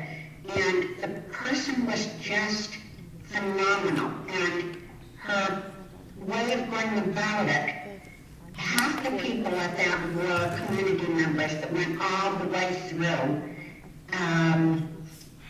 It was always 50-50 community members and school personnel. And so on this one, Scott let me be on the initial thing with the person that was hired, which was a former superintendent of Barnstable. But I had a say, but nothing that I said much really happened. And so then it went from that to this really lovely day that Kim talked about. I could hear what she said, where these people came. I was not aware that people could just come. I knew that invitations went out, but that was news to me that people could have just come. Because I know we were planning our lobster rolls very tightly. Maybe not that tightly, but but it was a lovely day, except that the person that was running it, the principals had way too much to say. They had lots of good things to say. It's just that there was only an hour left of the community involvement at the end of the whole day for us to get in those tables, like Mark said, and do some things. And so I think that the community members that were there, from people I heard, felt like it was wonderful hearing all the good things the school was doing. So it was a very good PR thing. But I didn't get a lot of grasp on, because at the very last minute people were trying to scurry and write things down. And then when we went to the next group, where the strategic plan turned into another group of people. I guess Scott said they were all there. I wasn't aware that we were all there, but it was Joanne and Joe and I, and mostly teachers and then all the administration were there, I believe. And then some other agendas came in at that point. So to me, it felt very disjointed. To mark for somebody that's looking from a different view, they might see that it looks very jointed from their point of view. But my reference was this other workshop that I love so much, and I was hoping it would be much more community-oriented. Thank you, Sharon. Terry? Thanks, Madam Chair. Just to put a little bit of context also, Danielle, one of the questions you posed, how come there wasn't a thorough search for professional facilitators? If my memory serves me, long before this last 3-year event that took place in the cafeteria, the committee also had a strategic plan session, not just Chatham, which Sharon alludes to, that nice experience, had resulted in a Chatham group separate from long before we regionalized. And we did bring in professional facilitators, many thousands of dollars worth. Those of us who participated felt it went very poorly. So when it came time for this past one, 3.5 years ago, with this sort of conversation, we decided to just go with in-house team to see if that would be any better. So that might enlighten you as to, because in my experience, I've had a lot of strategic planning, a lot of professional folks brought in for decent money that were good, some very good, and some okay. So in this experience, that's what some of us brought to. Why don't we go with a local superintendent retired who could facilitate this 5 hours? So. Jackie? I love, Mark, that you brought this because it was a great refresher for me because I was through this process and I couldn't quite remember how we did it all, but now it's all starting to come back to me, so that was great. Danielle, your questions were excellent, and I think that there's always lots of room for improvement in a process and review in a process. I think, Tina, to your question about the members in the steering committee, I feel like someone else had said it, but I think the steering committee was also I think you'd said it seemed a little imbalanced, and I think the steering committee was also a product of who volunteered to be on it. So I don't think that it was intentional that it was admin heavy. I think that's just kind of how it happened. But I think pointing that out, it would be advantageous for us to make sure we pay attention to that more closely, and maybe that's an area where we have to push a little harder to get those other key people we want and balance it out a little bit more on the steering committee. And then I just don't want to lose sight, talking about process and the strategic plan itself, it's huge. Sharon mentioned that it was a day and she could have heard more and it was scrambling at the end. Maybe it's 2 half days where you go home, you think, you come back the next day, or maybe it's 2 full days, I don't know. I think I encourage utilizing our own team and their skill set to help facilitate this. I liked having the outside facilitator for the day of the actual strategic plan. And I also don't want to lose sight that I personally feel like the outcome of what we did, whether it needs fixing or not, our strategic plan was really good, I think. And I think that, I know when I was chair, so I was chair for a year and then a half because of COVID. that I tried to on my agenda to have updates on the strategic plan. So that's another way that we keep, I know Mark did annuals, but we also tried to, or if there was an agenda item, we would tie it into the strategic plan. So there was always a reminder of how it was working. But I also think that we've accomplished so much with our strategic plan, and I don't want to lose sight and get stuck in the process and not honor the products. Yes, so that's all I have to say. Danielle? Yeah, well, thank you all so much for patiently walking me through all of that and answering my questions. And so I think generally I would love us to be able to reflect more. I don't know that this is the time for it, but to really dive into, well, what, more specifically, what did work well, what didn't work well, what do we want to build on, and where do we want to improve, or how can we improve? And then the other specific question I have, kind of regarding process, because when I look at our strategic plan, it's really driven by those 4 questions. How are those questions created? Who designed those, who wrote those questions out? And I'm very curious about that, because that's such a driver of everything. So can you explain a little bit more about that? Yeah, and I'd have to turn that to Scott, because again, like I was only a few months on the job at that point, so I'm much more actively involved in the process now. So that was, a lot of that was decided before.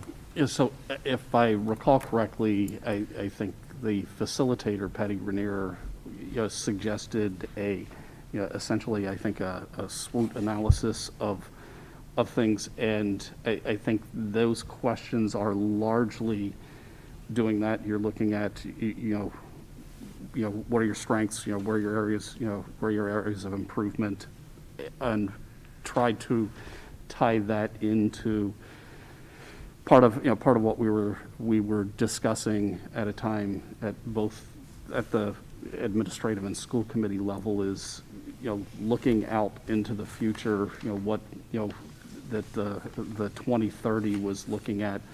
The kindergartners today are going to be graduating out there in the what seems to be a long time away, but it's not. And how we had sort of a short little blip or a short little clip in that day, just on how far things have come in terms of technology and everything, and where some were envisioning what 2030 would look like and what would be needed, to kind of help inform some of the thinking that went into the group work that was happening at the tables.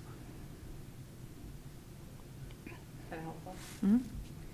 So to segue on your thinking about more reflection, so one of our school committee goals was to develop the 2022 strategic plan with the administration, and our first action step was to review the previous process, and our second action step is to establish a working group to collaborate with the administrators to develop that process, not the plan, but the process to develop the plan. So one of our action steps tonight is a potential vote in our next steps for the strategic plan. So I didn't know if there was a motion out there. So could I, Madam Chair? You sure can. I'm not going to make a motion. But I second that motion.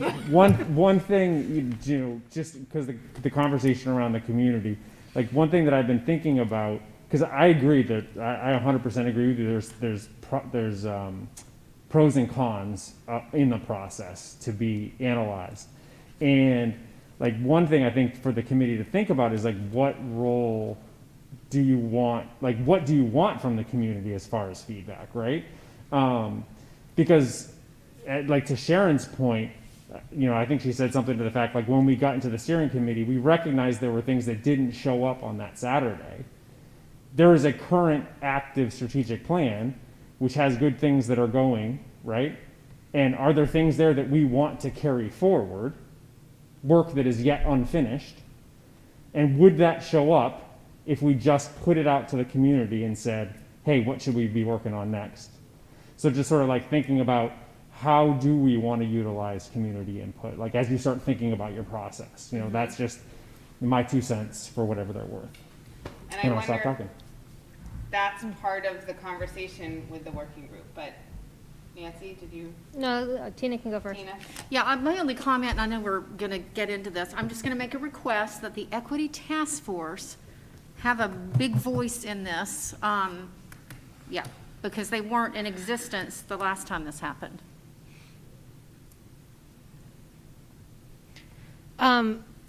Sorry.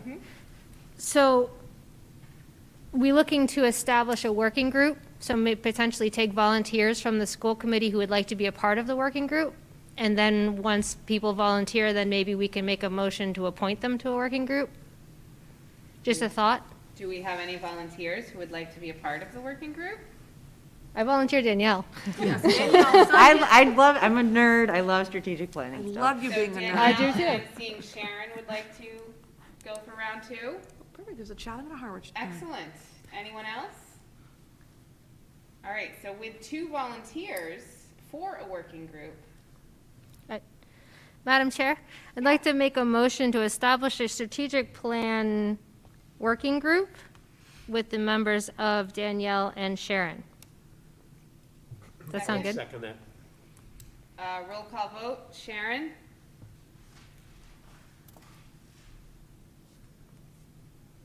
Aye. Danielle? Aye. Tina? Aye. Nancy? Aye. Terry? Aye.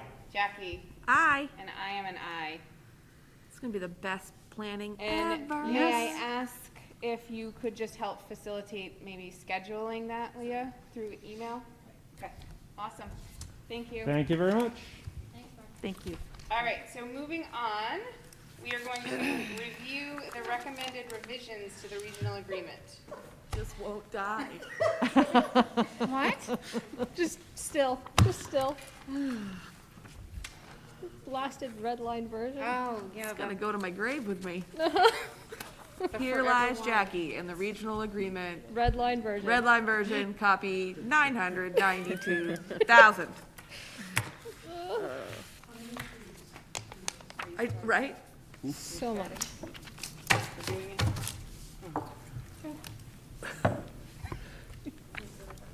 Darn it. You excited, Terry? Get excited. I can't wait until it's my turn to present this to the Howard Board. Oh, good. Terry volunteered. Can you write that Just down? volunteered. We Wear a have it helmet. on record. I heard that. Yes. Remember that. I saw it before.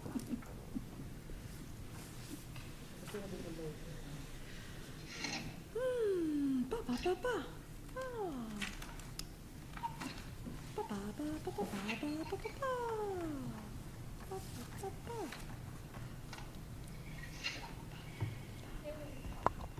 So, just to review here, so August 11th, we, or you, as a committee, voted a red line to move forward to the towns. We were recently at the Chatham Annual Budget Kickoff Forum. Harwich is wanting to understand what are the fiscal implications of these changes, and we had received last week an email from the town manager by way of the chair of the board, by way of a selectman who was just kind of indicating all of the wording. It's what does it all mean? It was making their head spin. So wanted to just sort of condense and just have the board, our board, first of all, just hopefully understand the fiscal implications in here, and then just we'll reach out to the towns, send them this information, other information, and just request to get on their board's agendas to go clarify and hopefully start this, start getting the process of moving things forward so that we're ready for town meetings and we're educating everybody and bringing everybody up to speed long before the town meeting warrants need to get set. So just the first slide, just why are we doing this? Just to clarify. First, there's, I did a color-coded, sort of, run-through of the strategic, not the strategic plan, the regional agreement with the, with the committee back in August, sort of highlighting, all of this obsolete language that needs to, come out of the regional agreement that, that was all about sort of a process of regionalization. There's also some minor things here and there that DESE has required that or is asking us to go put in that are more just clarifying things. But largely, there's just simple language changes or removal of obsolete things. The other big thing is that, for the last several years, I've raised a concern about an unintended fiscal inequity that exists within the agreement. That we see year after year, we publish a budget. If you dig down into the budget, there is the operating cost for the 2 elementary schools. And as the 2 elementary schools continue to diverge in size, we see that the per pupil costs at the 2 elementary schools are diverging. And the way our regional agreement is written, it creates an imbalance where there's essentially a subsidy that happens just by way of the wording, where Harwich is paying an increasingly bigger cost at Chatham Elementary School. And I'm sure that none of the people, when they were putting this regional agreement together 10 years ago, intended for that to happen. But they didn't understand some of the financial implications of how things were going about. And in the next slide, I would say the one thing that they didn't understand is that there was going to be an economy of scales issue playing out. That, if the economy of scales is, a simple economics principle, but it applies to businesses, but it also applies to how you operate a school. The bigger your school, the easier it is to go and spread those electricity costs, the administration costs, the custodial costs, your nurse, your librarian, across a larger student body. But if we want to have a librarian at Chatham Elementary School, you have a smaller and smaller group that the librarian's salary and benefits are getting spread across, the principal, the nurse. So you end up having smaller schools are just by default more expensive to run. And I think, just my take is that was an oversight when the regional agreement was initially getting put together. I don't think folks 10 years ago understood what it really cost to operate the 2 elementary schools. I think there was a lot of focus on getting us together and melding at the middle school and high school, and I know that was the big focus at the time when I first got here. But I think we overlooked at just some of the economics at the elementary level. So where we stand in FY22 dollars. So behind our current budget, the Harwich Elementary School net budget that's in there, it costs at Harwich Elementary School $6 million, $69,495 is the net budget there. Chatham Elementary School, $2,794,157. There's 492 students based on our October 1 numbers. At Harwich Elementary School, there's 145 at Chatham Elementary School. It makes the per student costs a little over $12,000 at Harwich Elementary School and a little over $19,000 at Chatham Elementary School. So there's almost a $7,000 delta between those two, purely because of economies of scale. And under the existing regional agreement, the Harwich taxpayers fund 75% of that cost difference. So next slide, Leah. So if we look at how this plays out in the assessment.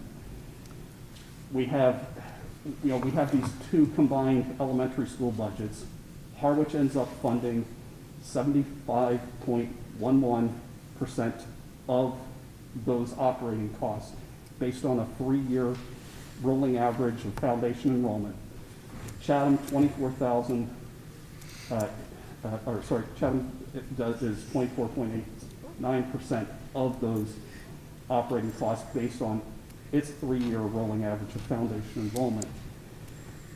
So you take that total elementary school, budget cost, multiply it by the foundation enrollment. Harwich ends up paying $6,657,498 is what its share of the assessment to run the elementary schools, and Chatham is paying $2,206,163 is its share of the operating costs. But when we look at the recommendation, we would say if we have the town of Harwich, if the town of Harwich is paying for its cost, for its elementary school, not paying based on a 3-year rolling average, Harwich would end up saving roughly around $600,000 if that were to happen. Chatham would end up paying roughly about $600,000 more, which would make it, this, I would argue, more equitable when it comes to the fiscal side of operating the regional agreement. So why this is important? First of all, I think from a school committee's perspective, I as a superintendent and our school committee don't want to be in a position of saying, okay, we're going to offer different educational opportunities or programs at the two elementary schools. We want to make sure that we've got vibrant, strong programs at both elementary schools. But if we were to go and say, okay, we have to equalize spending and only spend, just over $12,000 per student at the elementary schools, it would be a drastic impact to what we could do at Chatham Elementary. We don't want to do that from an administrative standpoint, and I'm sure the school committee doesn't want to do that. So if we look at why addressing the fiscal inequity is important, from the Harwich standpoint, it is a savings to the taxpayers in those towns, in the town of Harwich. From the Chatham standpoint, it actually positions Harwich to be in a better position to support strong school budgets. And year after year, we go before Harwich, and there is a financial challenge there to support the budgets. And should Harwich not be able to support a sound budget, it impacts all children, both towns. So there is sort of an imperative here, and there's a benefit to both towns to address this. So just to look at the changes to the regional agreement, and there's 3 spots in the regional agreement that have fiscal impact. And I just want to walk people through those 3 spots and just remind them. The first is how we handle school choice revenue. Second is how the operating assessment is calculated. And the third is how capital costs are addressed. So first for the school choice revenue. So at the moment, the regional agreement is silent to how we handle school choice revenue. We deal with it as a revenue. So before we have our budget, or our budget on the assessment sheet, we're taking out the costs of staff, some staff, so school choice offsets some of the staffing costs that are, that would be providing services to children within the building, within the school buildings. And it's, so it's dealt with at the moment as just a budget offset that's reducing the overall budget by addressing some of the staffing salaries and each year. So it's, at the moment, school choice happens outside of the budget. I think if we go about this and we're saying, okay, the two towns would be paying for the cost of their own elementary schools, we don't ever want to be in a situation where the district is inadvertently covering the cost of staffing at Harwich Elementary School disproportionately, but not Chatham Elementary School, or vice versa. Because if you're looking at the cost to run the two buildings, you want to make sure that if you have a revenue that's offsetting those costs, that you're proportionately attributing that revenue source based on, in this, so what we do here is we proportion it based on enrollment. So, so based on the enrollment in the school, if Chatham Elementary is 25% of the school district, 25% of the school choice revenue is going that way, X amount to Harwich, X amount to the middle school and high school. So there is one section under the budget, under provision 7 in the red line, that just provides a process so that we do attribute the school choice revenue proportionately, and that every, both towns are getting their fair share of that money. And just want to make sure that there's a mechanism that's in place so it's clear. The next area is on the operational assessment side.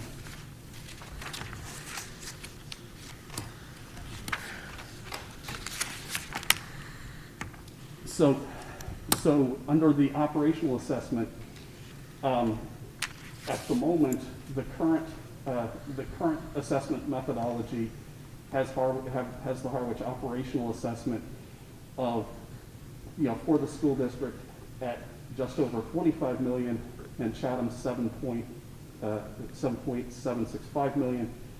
Lee, if you click on the box below there, it should launch a.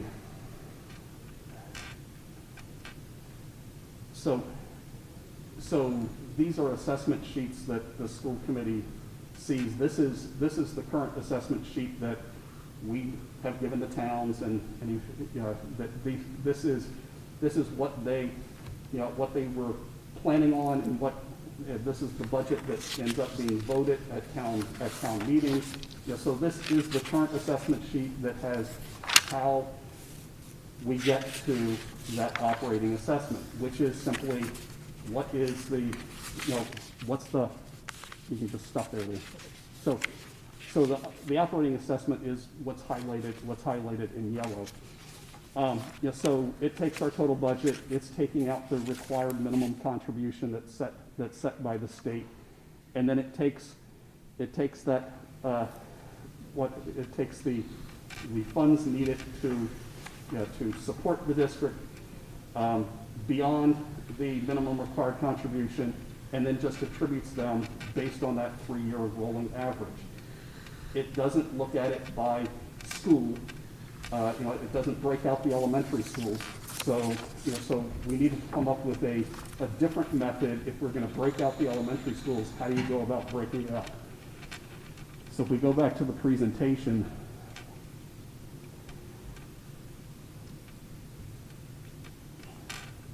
under the alternative assessment in the red line version, the operating assessment for Harwich goes down by roughly $600,000. Chatham goes up by that, and again, it's what happens if we take the elementary schools and say, Harwich pay for yours, Chatham pay for yours. So if you want to click on that, it has a much longer calculation on how you get to that operating assessment, but this is what Michael has provided.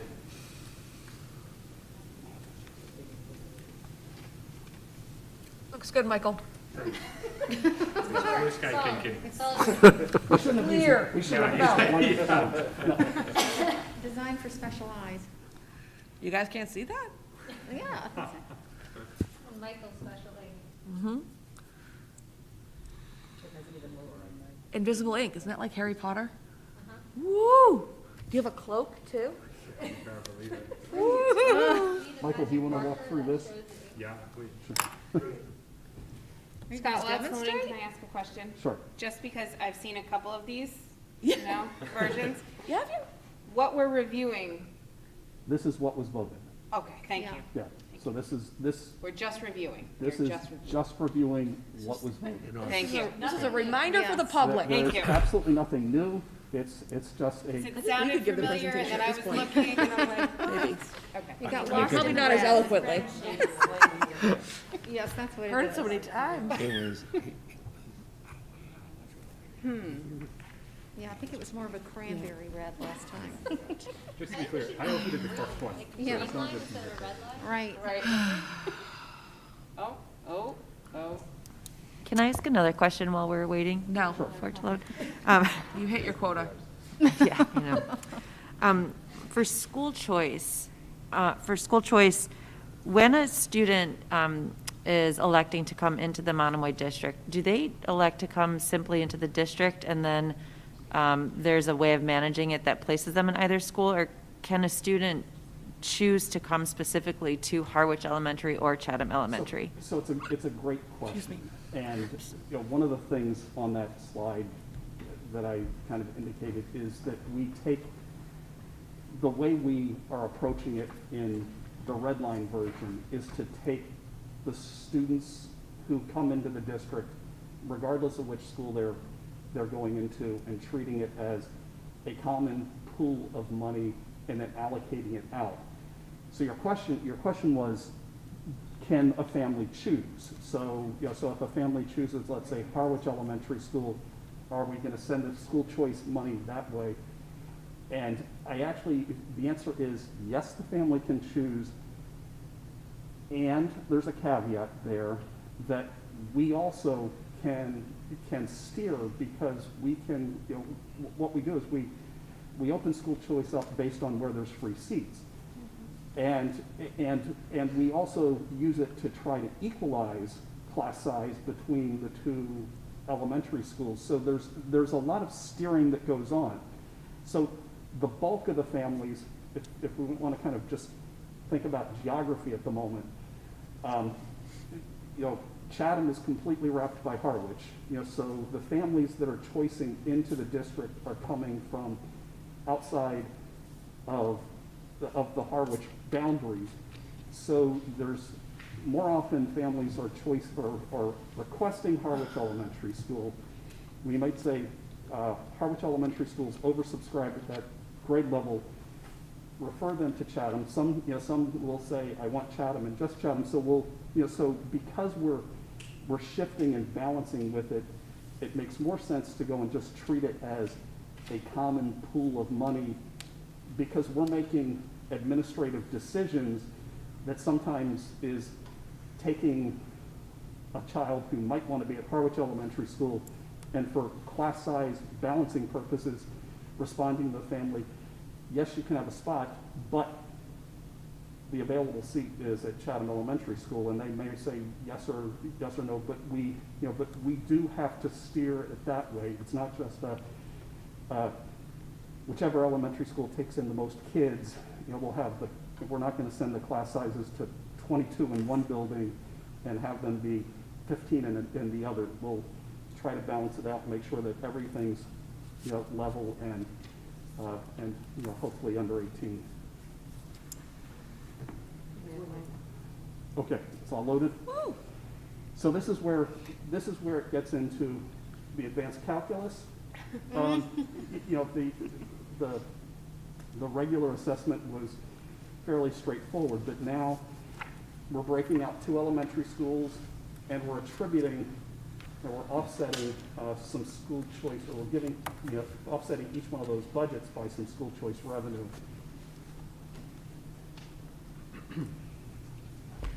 Good evening, everybody.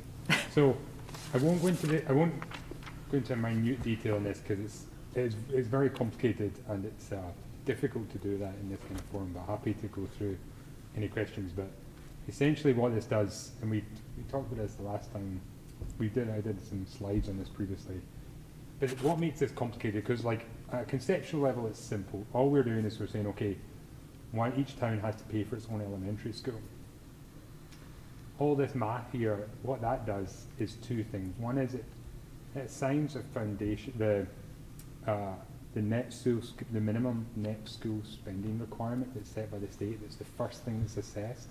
It breaks that up by school for age range for each town, so that you can say that portion of the minimum net school spend relates to the elementary school, and that portion relates to the middle and high school. And we do that based on the percentage of students in that town in those grades. Does that make sense? So see that first number there for Harwich of 13,246,000. That's their minimum local contribution, and that's what they have to pay. And before we work out how much of their elementary school budget they have to pay, we take the elementary school budget portion of that 13 million off of their elementary school budget, right? So that's what the next whole bunch of steps do. So first of all, the first thing it does is it works out what those budget figures are, and that's that first table with the elementary school building budgets. And then it looks at the enrollment by town, by school. So it looks at like what percentage of the town's foundation enrollment is at the elementary school versus at the middle and high school. And then it applies those percentages to the foundation, the minimum local contribution. Right? Kind of. Right? So now having done that, we say, okay, well, you've already paid that portion, because that was the first thing in that first line. We said that 13.4 million.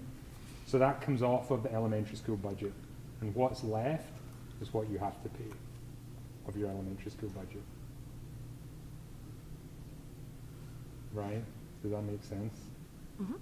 And because so basically, so you've got your whole budget, which is your elementary school and your middle and high school, and so you've got your portion of that.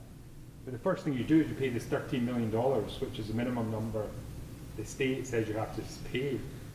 So normally we just take that off the whole budget, but because of the way we're doing it in this proposed methodology, we have to portion that between your elementary schools and your middle and high school budgets. And so that's what this process does. And then once you've done that, it then does the same thing. It says, okay, well, it's just what's left over at the foundation enrollment must come off of the middle and high school budget. So we take that off the budget, off those budget, and then you have to pay your portion of that as you normally do. So the one other thing, so I sneakily skipped over one step, because there's if you keep going down, because I said the net budget. So there's two things that we deduct off the budget. One is that minimum local contribution. The other one, and if you go down one more page, it's actually the bottom page, is a revenue. So there's another whole process to work out revenue, because normally what we do is we say, okay, the whole budget is like 41 something million, and we have 4 million of revenue. Okay, perfect, just take it off the top and then split what's left. But we can't, but because we're taking a different approach now, we just can't take things off the top. We have to say, well, how much of that revenue relates to the elementary schools? Because everybody should get a fair share of that before we assess costs. So this process is all, again, it comes down to enrollment figures. And so, but this time it's about the enrollment of the district. So it's what percentage of the whole district enrollment is at the elementary, of each elementary school. And that portion, just Thank you. and at that portion of the revenue comes off of the elementary school budget, right? And so that's what creates the net elementary school budget. It's the budget minus the revenue, which we've used enrollment to work out what portion of it applies to that. All right. Does that kind of make sense? So, yes. Just, I don't think this is what you're doing, but I just want to make sure. So you're not taking where the revenue is coming from, you're just taking the total revenue and dividing it by population. Yes, Doesn't matter exactly. where it's coming in and coming from. yes. Okay. I thought so, I just wanted, Of which school choice is? Zero. School choice is not included in that, because this is only the revenue, which the regional agreement says we take off of the budget. So like, I mean, as an outsider, like, it seems kind of arbitrary what kind of revenue comes off after we've created the budget and what revenue comes off before you create the budget. School choice comes off before. So when we give you our number of 41.5 million, school choice has already been taken into account. And that's what the superintendent talked to earlier. So then, so normally when I give you the assessment, it says, okay, we got the budget, what we need from the assessment is 41.5 million. But we have Chapter 70 revenue, so we could take that off, and we have revenue from a couple other places like Medicaid, charter school tuition, interest, a couple other things. So that's, and it all totals up last year to like 4 and a bit million. So that comes off that 41 million, and then that's what we do the assessment on. But because we're splitting up the schools, first of all, we want to see, well, how much of that revenue relates to your elementary schools? Because that should come off before. So it's really just, we're not changing totals anywhere. We're just like kind of moving all the pieces around so we have a kind of fair representation of what the elementary school portion of the budget is. Questions? I'm sure that's because it's, you understand it so well now. And That's We're right. processing. So Not kind of totally is bamboozled. this the presentation that's going, or is this what you're sharing with both select boards? Yes. Or you have shared it with Chatham? This was so exactly what you've seen. Those slides and the two documents will go to the. They have or they will? They will Okay. after this presentation. Okay. Danielle? So I guess I have a suggestion maybe, or a question. I'm wondering, because this agreement is going to need to pass at both town meetings, and this is so dense Yeah. for people to wrap their heads around. And I doubt that the majority of voters in both towns are going to sit through and watch the presentations that you've made here several times and the presentations that you'll be making to the select board. And I'm wondering if there has been any thought at this point. I guess I'm suggesting that there's some thought given to some sort of public awareness campaign around this regional agreement, and how can we make this information bite-sized, digestible, graphics, colorful, put it in the chronicle, like how can we popularize the understanding of what this regional agreement is going to, or what is proposed in the changes in the regional agreement changes? Because I think to sit at town meeting or to get a warrant and see all of these changes and have them be very dense and financial and mathematical, I could see them that a lot of kind of resistance to that. And so knowing that we want this to pass, I would encourage some really creative thinking around how to get this information out to the public in a way that is very easily digestible. I think it's a great idea. I don't have any answers about how to do that. Joy has all the yeah. answers. Joy's the answer. Mark's got great graphics. Where's he? Yeah. Yeah, right there. Any other questions? Nope. All right, thank you. You standing So up here for one this last one? slide. Oh, another, for this? Yeah. Oh, one more. We have, so that was Narrative. Aren't we done yet? that was operating assessment. And then Oh, we my have goodness, capital. there's another section. See, even we are like, I was hopeful whoa. too. So, and then we have capital. So, so the capital shift in the regional agreement is that the original regional agreement takes all capital costs and spreads them between the two towns based on a 3-year rolling average of foundation enrollment. The recommended revisions maintain that just for the middle school and high school, and take any capital costs for the elementary schools and attribute it to the town that owns the building. So we have to keep in mind that we have a long-range capital plan, and I anticipate that Rick Travers will be here probably at even our next meeting, talking about the capital plan and the projects that are looming out there. One of them being the elementary school roof at Chatham Elementary, the other being the roof at the middle school, and in addition to the roof at the middle school, you know, the siding is starting to show its age, along with some of the trim work. It's traditional Cape Cod wooden exterior with a roof. The roof needs to get replaced, and the outer facade is going to need to get replaced at some point in the very near future. Roofing costs, MSBA does support districts with. I had Michael on last Monday, I believe, on, as we're starting to put ourselves out there as getting in line for an MSBA roofing project. So the next slide looks at these two roughly $1.5 million roofs and what the revision to the regional agreement would mean for those roofs.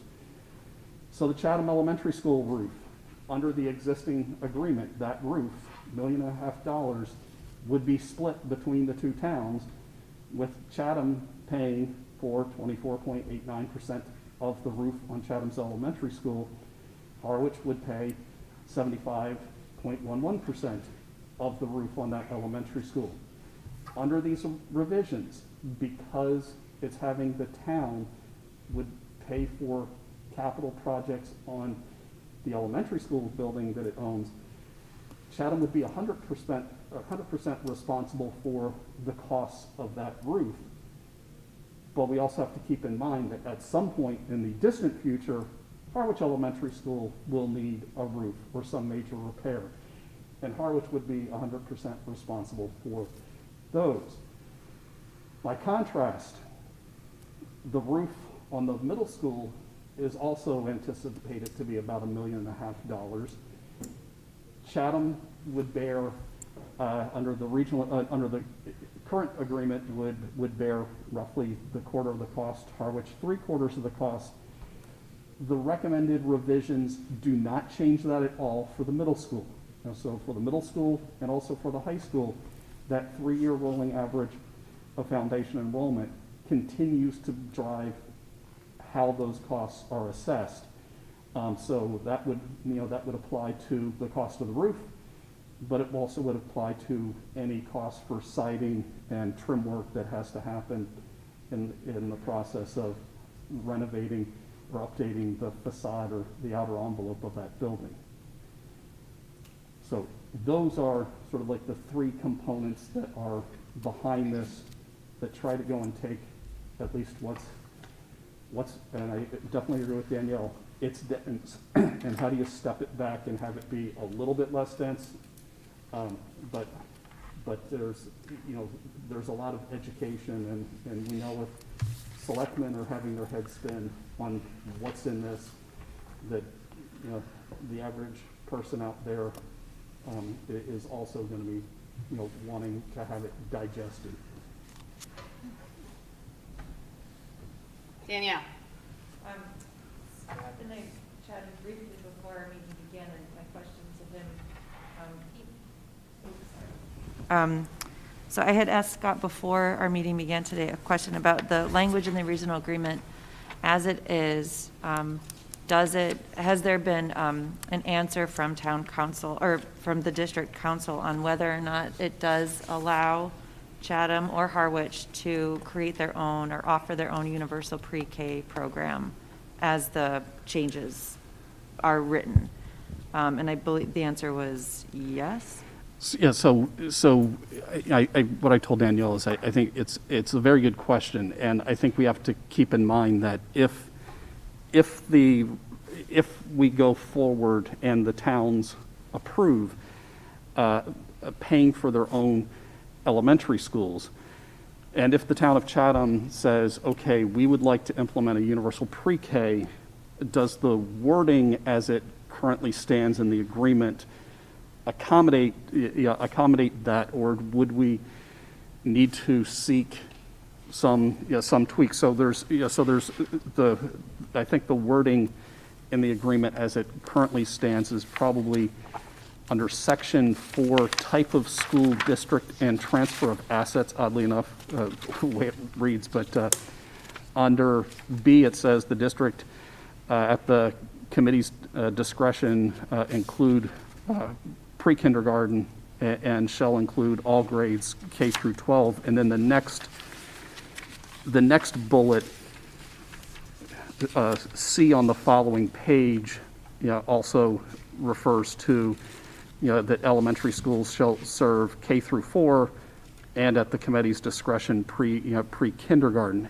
And again, I think where we need to get some clarity is Michael and I will be having a meeting with Mark Terry and with Desi, so to clarify questions Desi has posed to us on these changes. But that can be one of the things that we also work on clarifying with Desi on how, if that can happen. So we have gotten feedback before that we couldn't, if we couldn't do a preschool in just one town, but at the time, just the way we were set up was having, that it was one shared thing. So if we did something at Chatham Elementary School, we'd have to make it available to all. And I think the question becomes, can this happen? I do know from some of the feedback that we've gotten from Desi, there is angst on Desi's end on whether going the route of having each town pay for its own elementary school starts to take away some of the authority of a regional school committee, and that it starts to become sort of very political on that Chatham's paying for their own elementary schools, so that would Chatham start to have, let's say, authority by way of money. And I think Desi wants to make sure and preserve the authority of this body to govern what's happening at all grade levels. So I do think there's good clarity that needs to happen with regard to that. I'm looking in that section E, where it says where the term pre-kindergarten is mentioned in this agreement, it is done in order to permit the committee at some future date the discretion to provide universal pre-kindergarten classes, in addition to providing pre-kindergarten to qualifying students with disabilities. To me, that seems pretty clear that the authority still lies within this committee to authorize a universal pre-K program to exist in either town. But what I hear you saying is we want to make sure that that isn't nullified by the new assessment formula? And I think to make sure that it's, that I think what we need to make sure is that this concept of being able to have a universal preschool, that we're able to do it if one town elects to have a universal preschool, but the other doesn't. If the town is paying for their own building and paying for that program, I think we want to make sure that there's not some limiter that's saying, no, you can't do something for one town that's not happening in the other.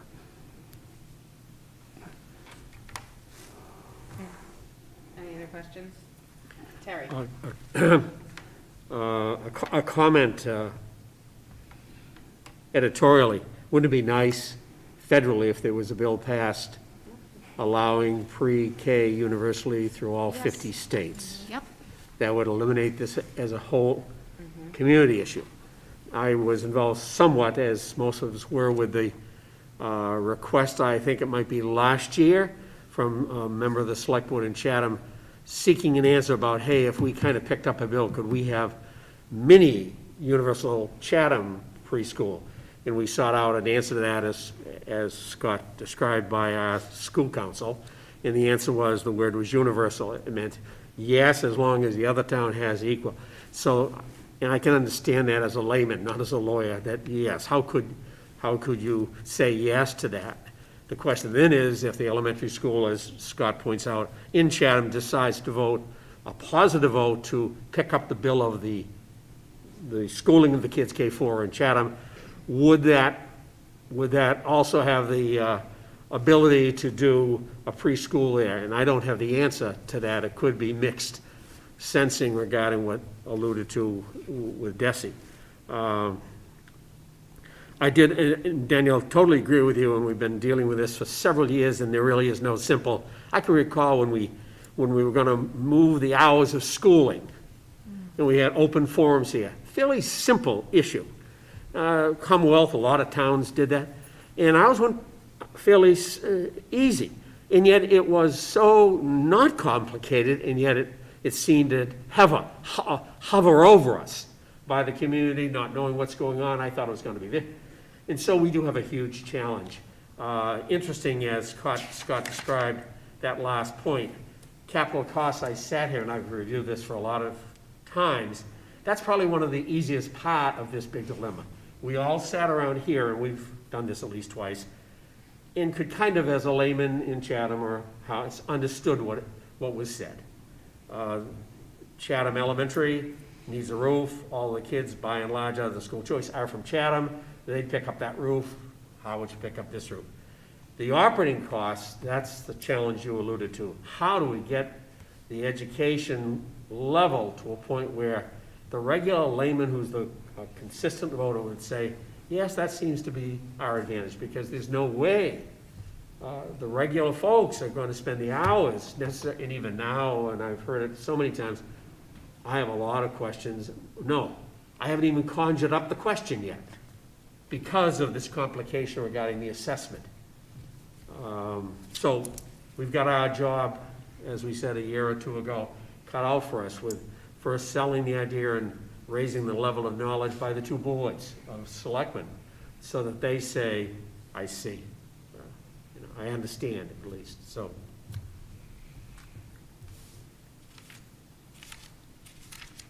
All right. Being no other comments or questions, we'll move on to tuition agreement with Truro Public Schools. Dr. Carpenter? Pull it up here. So to give people a long history. Sure. So to give people a long history, years ago, I think we were maybe, it was probably in our first year in this building, the district was approached by the town of Provincetown, seeking to potentially engage in a tuition agreement with us to have some of their students come to our high school, because Provincetown had closed its high school. Like Provincetown, Truro is as a town has a pre-K through 8, and they don't have a high school, so they have long had a tuition agreement with the Nauset School District. They have this year, they have a student who I guess they felt would better be served by Monomoy Regional and would like to have a tuition agreement with us similar to what they have with Nauset Regional. So, they've provided on the screen what's being projected is the fiscal offer. And again, I think Terry was with me years ago in Provincetown, where the suggestion was that it would be something equivalent to school choice, which is $5,000, as opposed to something that really mirrors the per pupil costs. I personally think it's a reasonable thing. We would also have a provision in this that if a child needs additional, special education, expensive services, that those would be paid for above and beyond this. So there's a reasonable escalator that they have offered, and again, there's a ninth grader who's currently attending Monomoy Regional, and they just want to they think that that's going well, and they just want to work out a tuition agreement with our district that would allow for future students to potentially see us as an option. Under the length of the agreement, it says shall be for 4 years from this year to 2024, but that's only 3 school years. I think this is still very much a Yeah. draft. Which This is- which- this is, yeah. Well, no, I don't know how many years. Do they actually just want those 3 school years, or do they want 4 years, or do I they think want they're 5 looking years? at I think what they're seeking is to have a 4-year agreement with us to cover the length of time. I keep that- counting, like 21, 22, 23, 23, that's 3 years. Yeah, I think. So just clarity there would be good. I think this is a draft that they're working with Melissa on, and clearly they've taken a Nauset Draft, all one right. and have just, they're in the process of adjusting it for us. Okay. But I just, since that conversation that Terry and I were part of all those years ago, we have not had another district reach out to us for a tuition agreement. And as I said, this is very different than what we saw before. So I would be very much in support of this. Okay. Okay. Any questions? I think Sharon has. Sharon?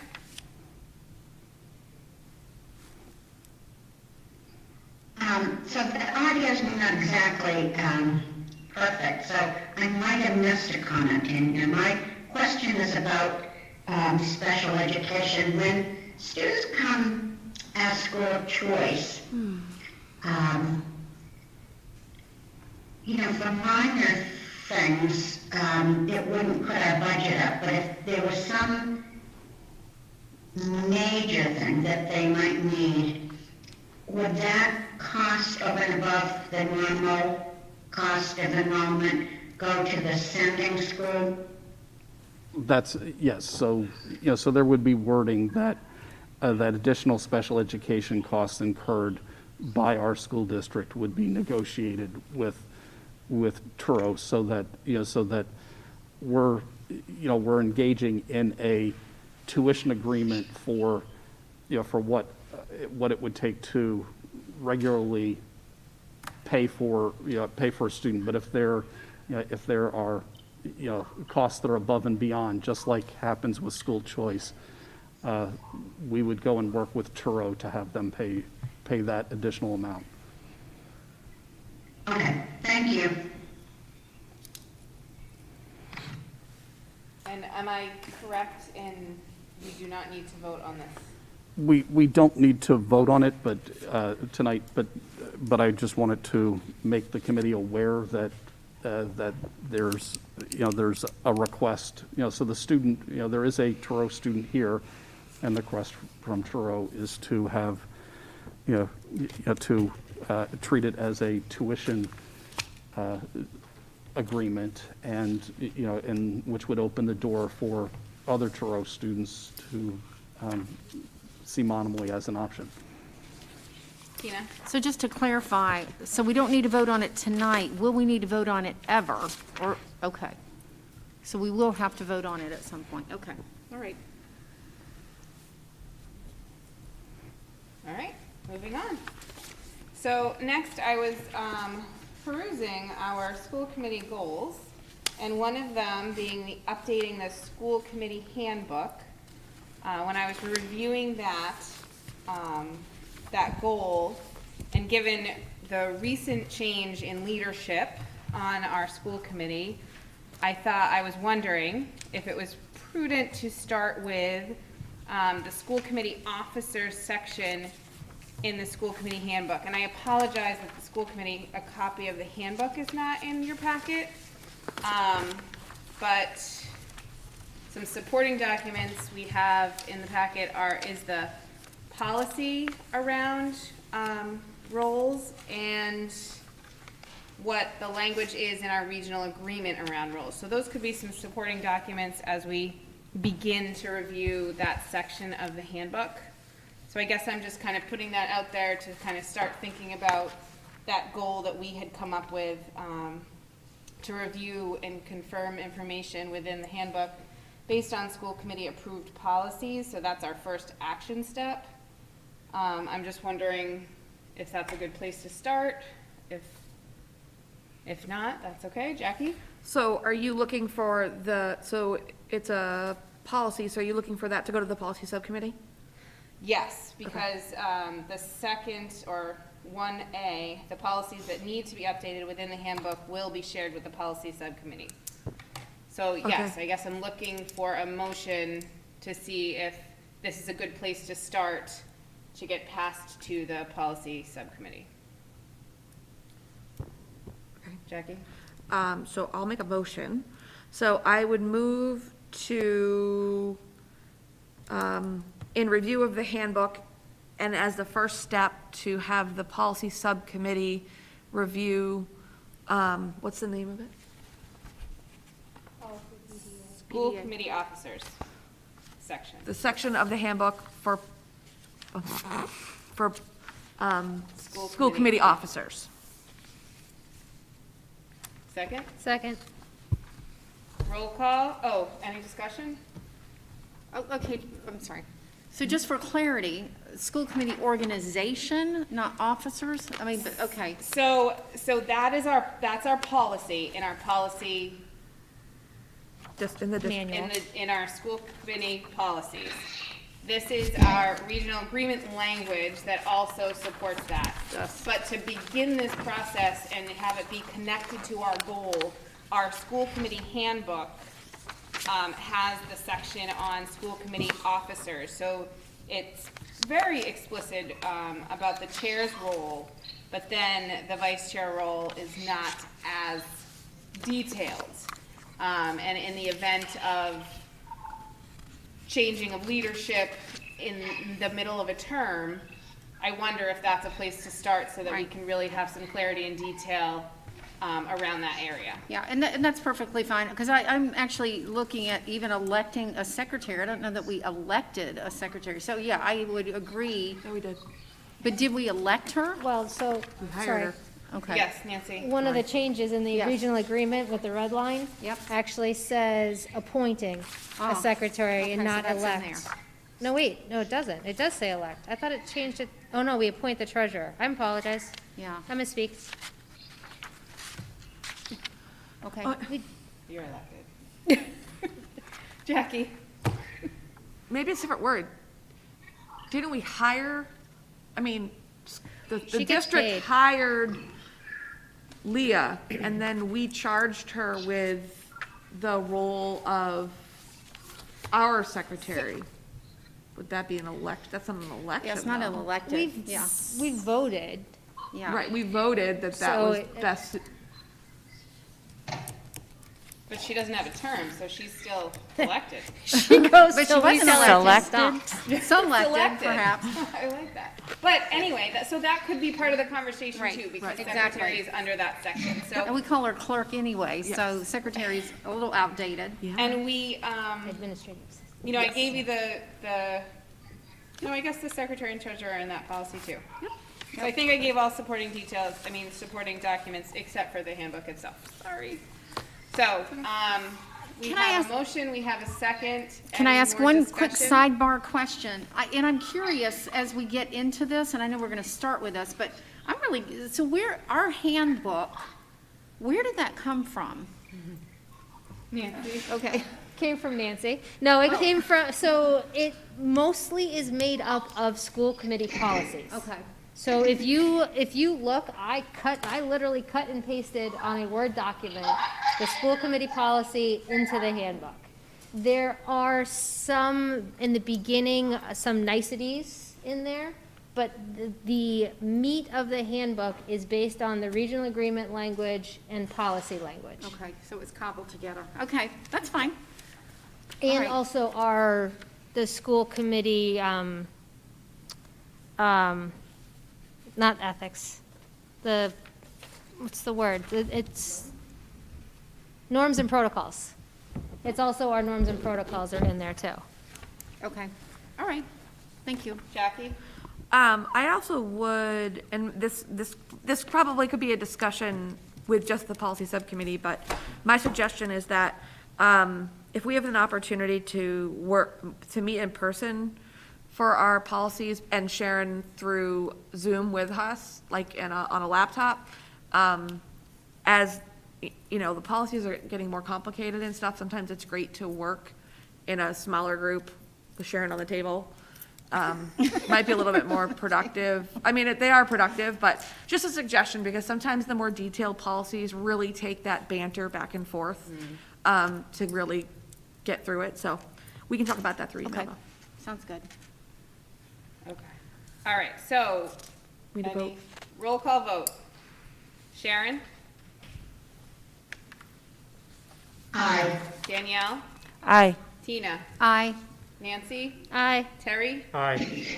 Jackie? Aye. And I'm an aye. Okay, and sort of on the same line, talking about subcommittees with a confirmation of the quorum. Since right now we have a vacant seat on our committee, that member was a member of some subcommittees. So although I don't know that at this time we need to think about every subcommittee that he was a part of, right now the negotiation subcommittee is working, actively working. So, and Tina, you might want to talk more Sure. to this, but just thinking about that confirmation of quorum, at least for that one, and then potentially if we have someone that's replacing that seat or filling that seat before the other ones, we'll go subcommittee by Right. subcommittee. Anyway. So with negotiations, the way that the chair, I guess Nancy at the time, had appointed a subcommittee of 4. So technically, that's what we're working with. Even if we have a vacancy, the quorum is still built on the 4. So we can't have, like, and it's Nancy, Terry, and myself. So if one of us is out, that's not a quorum. Right. So, and it was just concerning, because we have stuff going on that we just can't meet. So I guess my proposal is one of two things, I guess, is we can keep it the way it is, and we're just gonna have to stay on our toes and possibly reschedule things, or I would ask for the committee's permission, or however you want to do it, at least until, I don't know, the school year, or maybe till January. Well, I guess you'd have to do it the school year, to just knock it down. Like we did this with policy, not this year, but the year before. We voted that policy could have 3 members.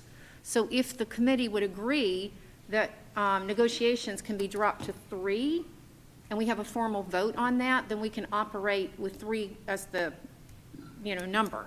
And then 2 could be a quorum. Do you happen to have a motion? Sure.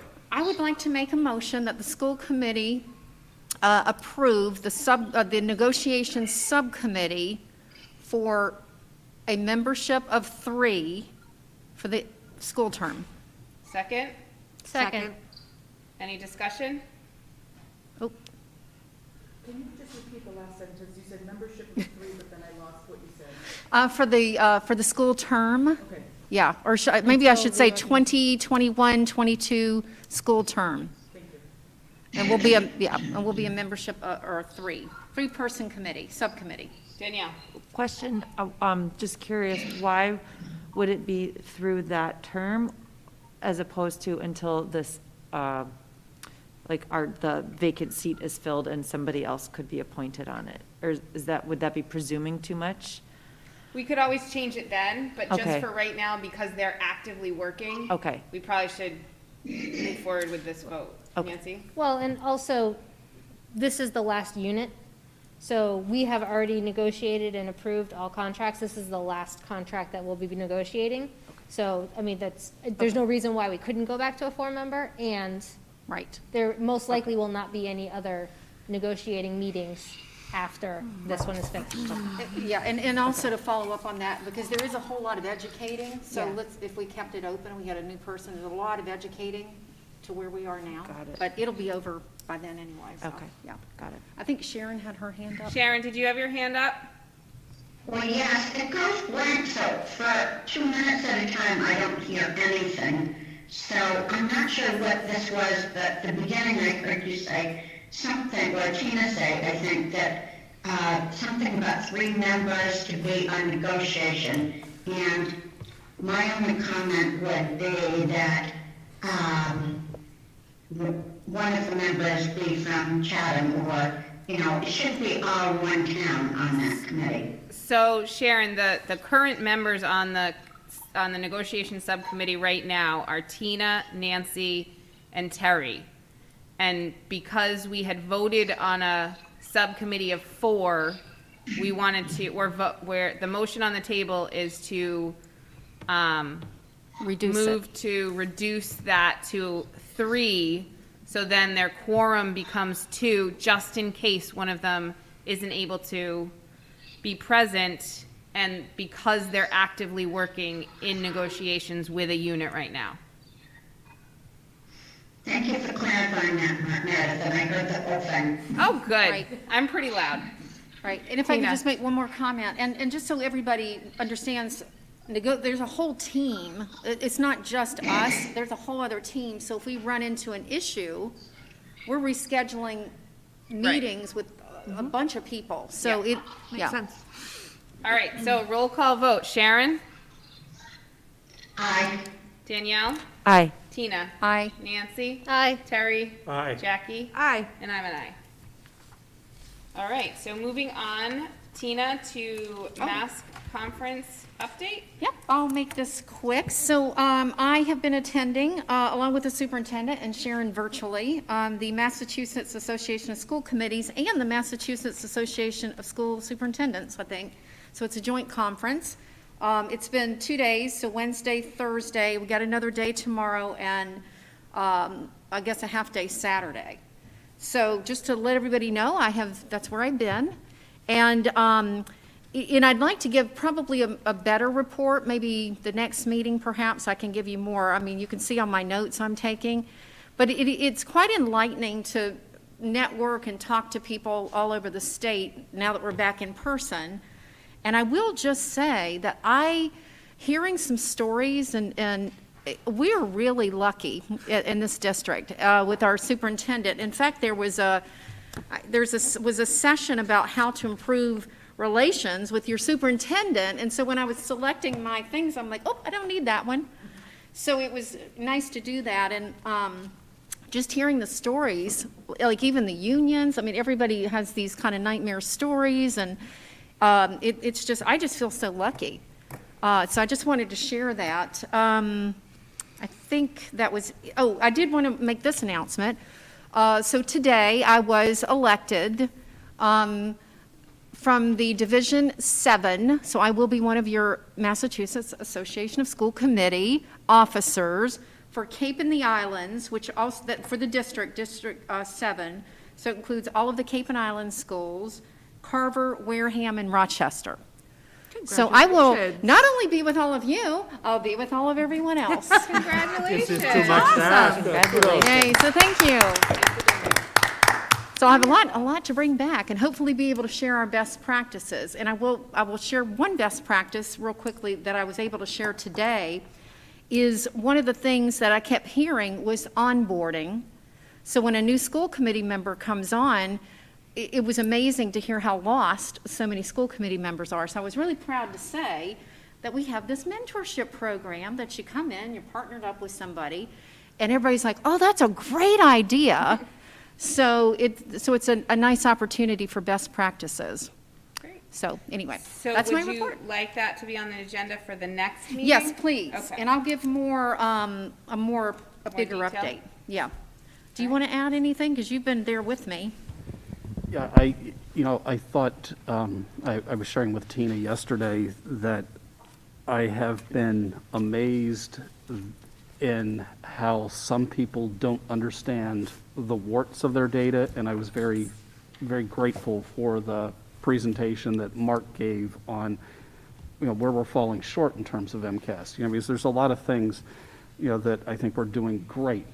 And I think when we really think about the next strategic plan, and if we want to think about really being strategic, where are we falling short? And I think, again, that whole equity piece, is very important, and I've been going, sort of focused on going to a number of the equity sessions. I was in one today, and it was rather comical that I had circled it in the flyer when it came out, but didn't know who the presenters were. And then this morning I flipped to the presenter, and it's happened to be one of my longtime nearest dearest friends from back in the old days.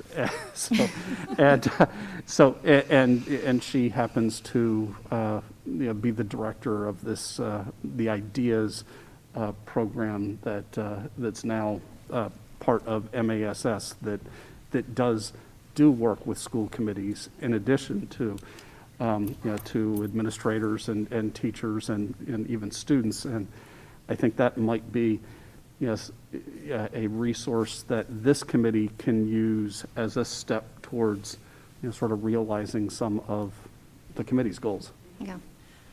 Just one more quick question, and this kind of feeds off of something Danielle had said earlier.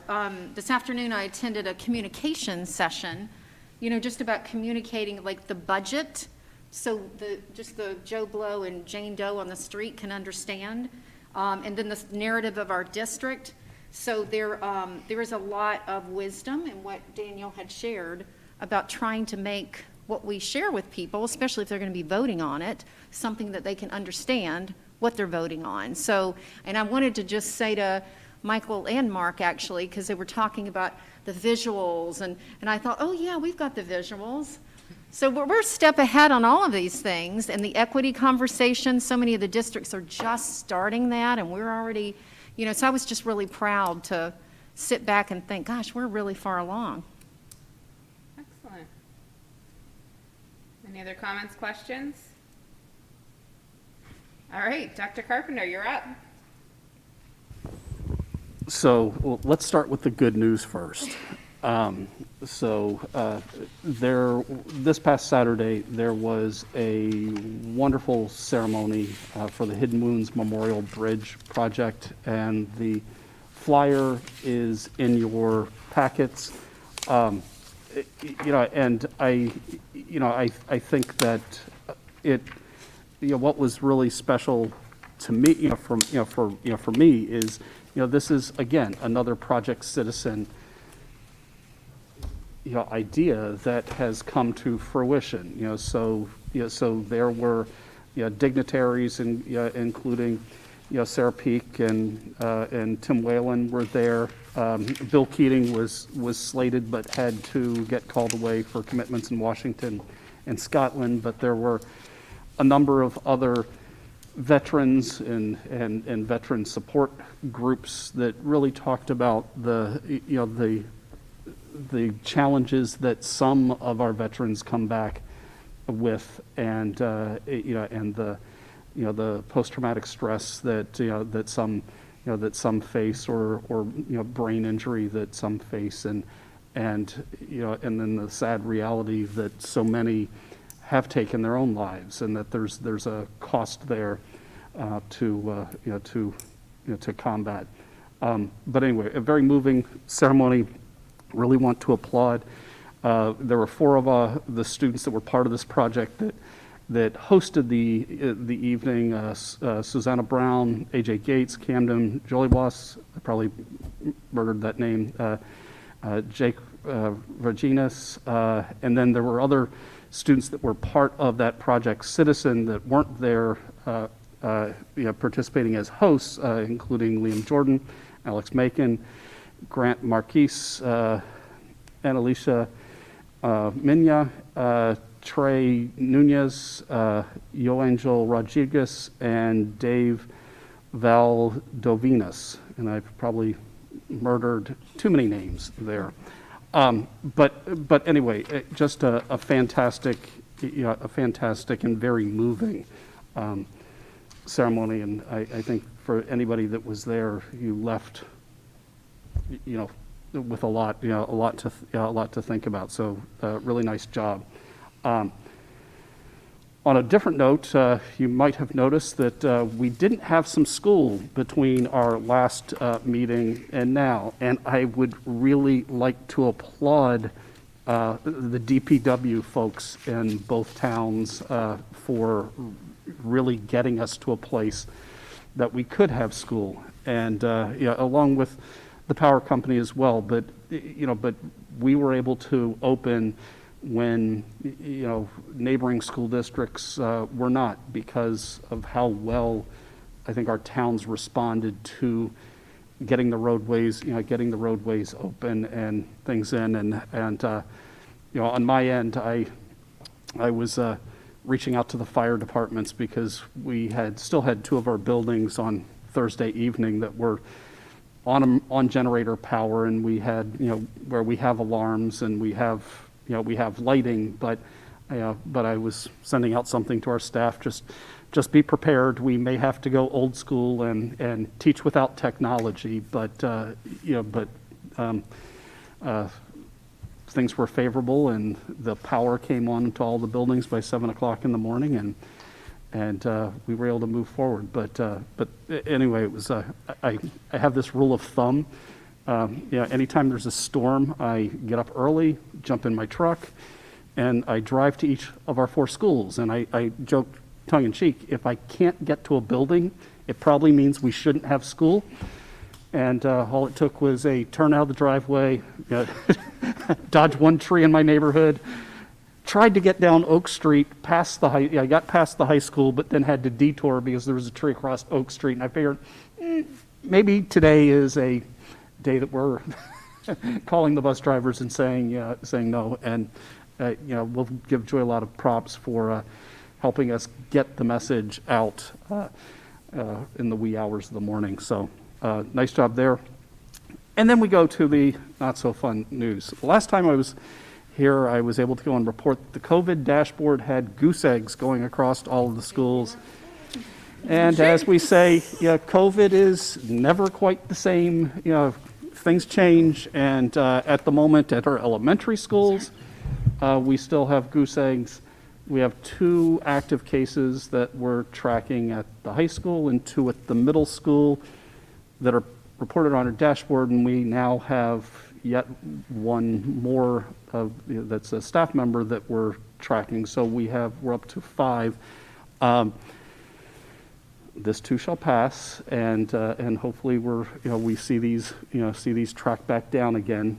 We have test and stay, and again, families have been doing great and taking advantage of the test and stay. So kids have been largely staying in classrooms, which is fantastic.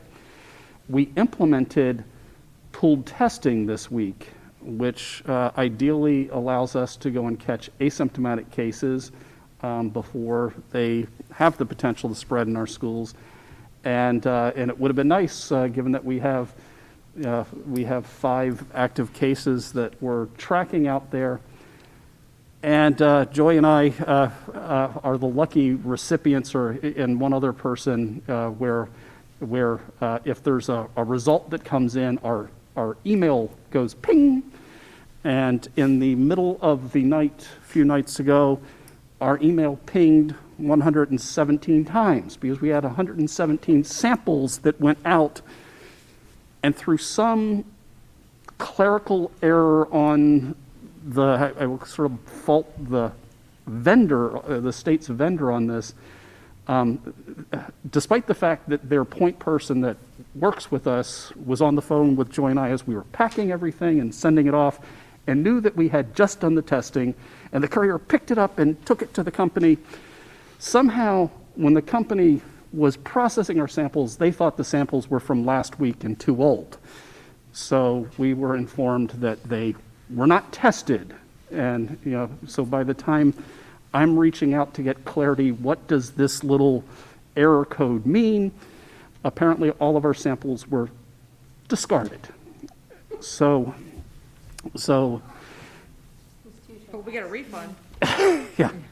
So I sent out something to the staff saying that I would love to go and say that we have our pooled results and that they're all negative. Well, we don't have any positive results. We just have no results. So we are going to try again. I was assured by the company that they tested 2,000 some odd schools, and this has never happened before. So I hope that's the case, and we're going to try again Monday, and I think we've been working with this company and, for hours and hours and hours over the last couple days. So I think the samples will get tested and we'll get results, but I was very sad, and I think to say quite angry is an understatement, because there was so much manpower hours that went into that, and then to get sort of get these random messages that you're trying to figure out what does it mean in the middle of the night, and then to unravel the mystery and find, well, they hadn't been tested because there was a misunderstanding, and then to find out later in the day that, oh, they got discarded. It was just, quite frustrating. But anyway, we will try again, and I'm sure that everybody will be walking on eggshells and that things will get processed correctly this time. That, I believe, is all for me. Great. I just wanted to add, I was at the Hidden Wounds Memorial Bridge ceremony, and it was lovely. But I do have to give those kids kudos because they followed through. Those students are currently sophomores, but it was their Project Citizen project. So they followed it through for 2 years, and still went and although the whole class did it, those 4 kids were there to be hosts, and it was great to see that follow through, and really they were so excited to unveil the sign, and it was exciting. So that was exciting. Yeah, I also want to mention too that it received a lot of really good press, if you will.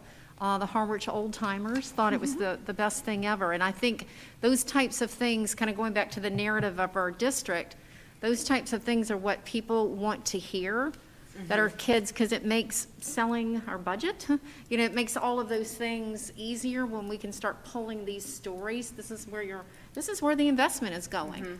So I just wanted to share that, because there's a whole thread going on in the Harwich Old Timers, and they just loved that ceremony. They thought it was the greatest thing. It was wonderful. And if anyone wants to visit the sign, it's the bridge that goes over Route 6 on 137. Yep. Any other comments, questions for Dr. Carpenter? Danielle? I have one related to losing power for a couple of days and the generators kicking on. Was there any food waste that any of the schools experienced? No, all the fridges are linked to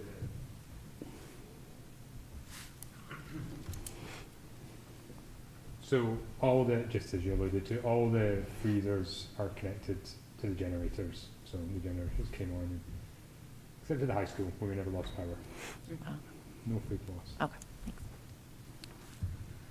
All right, moving on. So we have Dr. Carpenter's goals for our second reading. Do I have a motion? Ms. Scott? I move to approve the superintendent goals for 2021-2022 as presented in our packet. Second? Any discussion? All right, roll call vote. Sharon? Aye. Danielle? Aye. Tina? Aye. Nancy? Aye. Terry? Aye. Jackie? Aye. And I am an aye. The next action item is the second reading for our face covering policy, EBCFA. I have a motion. Oh, sorry. Sorry, Dr. Carpenter. So, I think the challenge is you never know what the unexpected thing will show up in your inbox. And I want to make sure that there is wiggle room in the policy for a request that came in today that I think does make a lot of sense. And that is, we have performing artists in our buildings, and so we have a play that's coming up, and a request was made if can the actors who are on stage not be muffled and be able to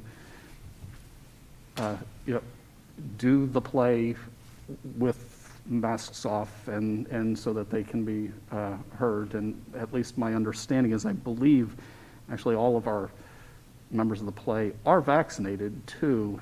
You know, so when I'm looking at this, I am a little worried that there might not be the wiggle room. I don't know if there's a Billy under 4.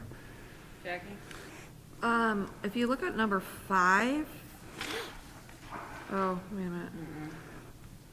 I'm gonna say exceptions to this policy under certain circumstances, such as for students in the middle, or who are unable to, must be approved by the building principal in It consultation. says such as, it Yeah, doesn't say so limited that's why I to, think number 5 would be, it would be approved by the building principal. in consultation Patient with the school nurse. or a local Oh, yeah. board of health, so. Right. And it could be a challenge, right? A challenge to perform. I wouldn't go that far, I would just, yeah. I would just leave it It's that. an exception. Okay, Yeah. So I just want to make sure that we're clear, because that we're in the interpretation of it. And I also think that you can imagine that as we get into the holiday season, there are certain instruments one cannot play unless they lower their mask, and, so I do want to be at least sensitive to that and not having a policy limit. I'll call in you, Meredith. Meredith? Meredith, go ahead. I'm wondering, now that I'm thinking about it, if we're going to allow actors to take their masks off, are we allowing the chorus to take their masks off? So this might not be a discussion for tonight at this late hour, but it's just a thought. I know right now they're spread out singing with masks on.